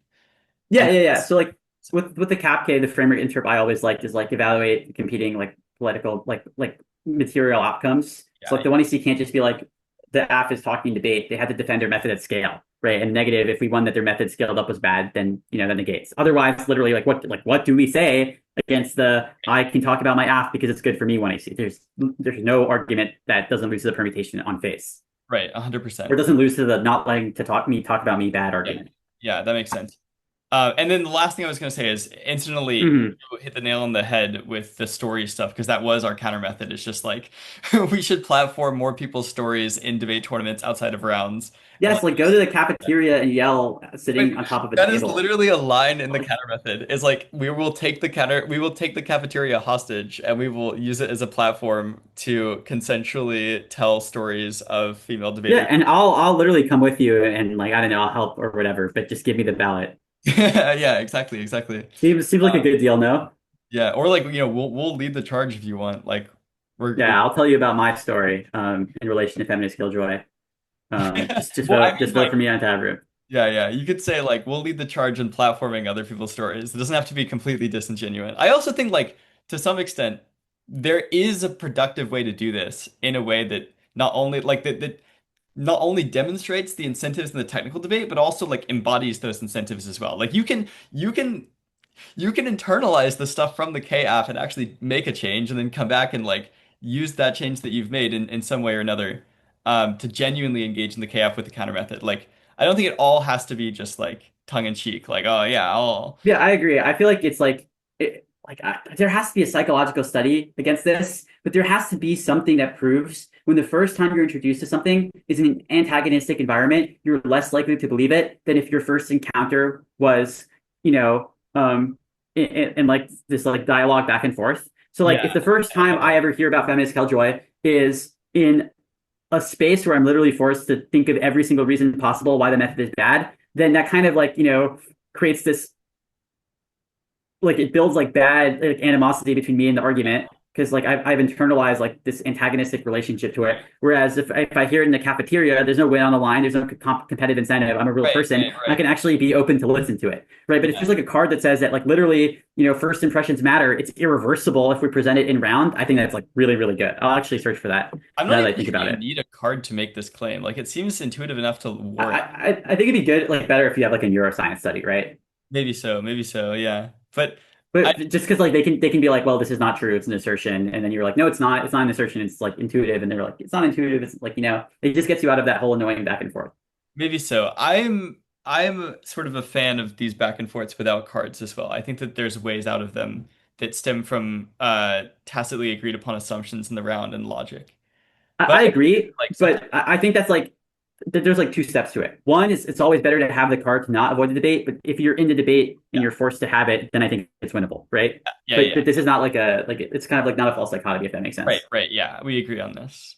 Are there Yes, yes, yes, yes. any other PFKs that you have any takes on? I can give examples if you want. Sure. Yeah, I would love to hear that. So I know that there have been some Ks that people read um, about a lot of different things. The ones that I'm thinking of specifically, the Psycho has been floating around. I And mean, yeah, that's like fine. uh, I don't know, like, can you explain that one to me? Because that one's a little bit confusing, to be honest. I can explain the argument. I don't really know a persuasive reason why it negates. I mean, like Sure. Lacanian theories of psychoanalysis, the argument is that there's this fundamental lack intrinsic to human subjecthood, Yeah, yeah, yeah. um, and that fulfills this death drive because we desire, we don't know what we desire, we cannot articulate what we desire because of like the folly of language, which means we constantly, do counterintuitive things trying to fill that lack when it's actually impossible. That means you negate because I'm not too sure. Um, Yeah. like I actually just don't know. Like that K just loses to like, the you've said a true argument. You've said that language is, has its limits, but every conclusion you've drawn for it is certainly false. Yeah, that makes sense. Then the other ones that are becoming very popular are like set call was super popular, as you might imagine, on the Yeah, I think it's a good argument. topic. Yeah. I think that one is one where like it is a good argument, but it's also probably just a DA with framing in PF. Yeah, Like yeah, yeah. I mean, like I don't even like I think that again, this is kind of like probably for a separate thing, but I think that every affirmative, like on the nuclear energy topic, just to keep using this example, I think every affirmative needed a card that said nuclear energy transition was inevitable, but that the sooner it happened, the better. That like completely kills every negative stat that says nuclear energy is colonial. Then yeah, you needed a card that said the alternative to nuclear energy, if we don't transition, is fossil fuels and natural gases, which are worse for indigenous people. Then that, like it just like straight turns the alt because if we don't do nuclear energy, we do fossil fuels, which are worse for native people. So if they matter, vote AF or pro or con, I guess. And then the last thing you needed was just like, well, actually, that's all you needed. You just needed yeah. those two things. Yeah, I Um, feel like and, and, those and are like, almost unbeatable arguments. yes, I think they just are unbeatable. Like the technical disparity between debaters for one side to like beat those two arguments must be insane because they're not beating them at the level of truth. They're beating them at the level of like, smoke and mirrors outmaneuvering, like you drop this trick. But like logically, like axiomatically, those two arguments, their offensive and defensive function, every single time beat the link they're preempting. Yeah, 100%. Dude, we should talk again very soon because Yeah, for sure. I've got so many more questions that I have to Mhm. ask you. Um, but unfortunately, we've been at this for like 3 hours. Yeah, wow, I didn't even notice that. Yeah, I got very engrossed, but I'm always happy to talk. Yeah, yeah, for sure. And again, if you are interested in any of the things that Aiden is saying and you want to pick his brain, sign up for the Argument Institute and you can come and get sort of unlimited access. And yeah, we would love to have you and talk more.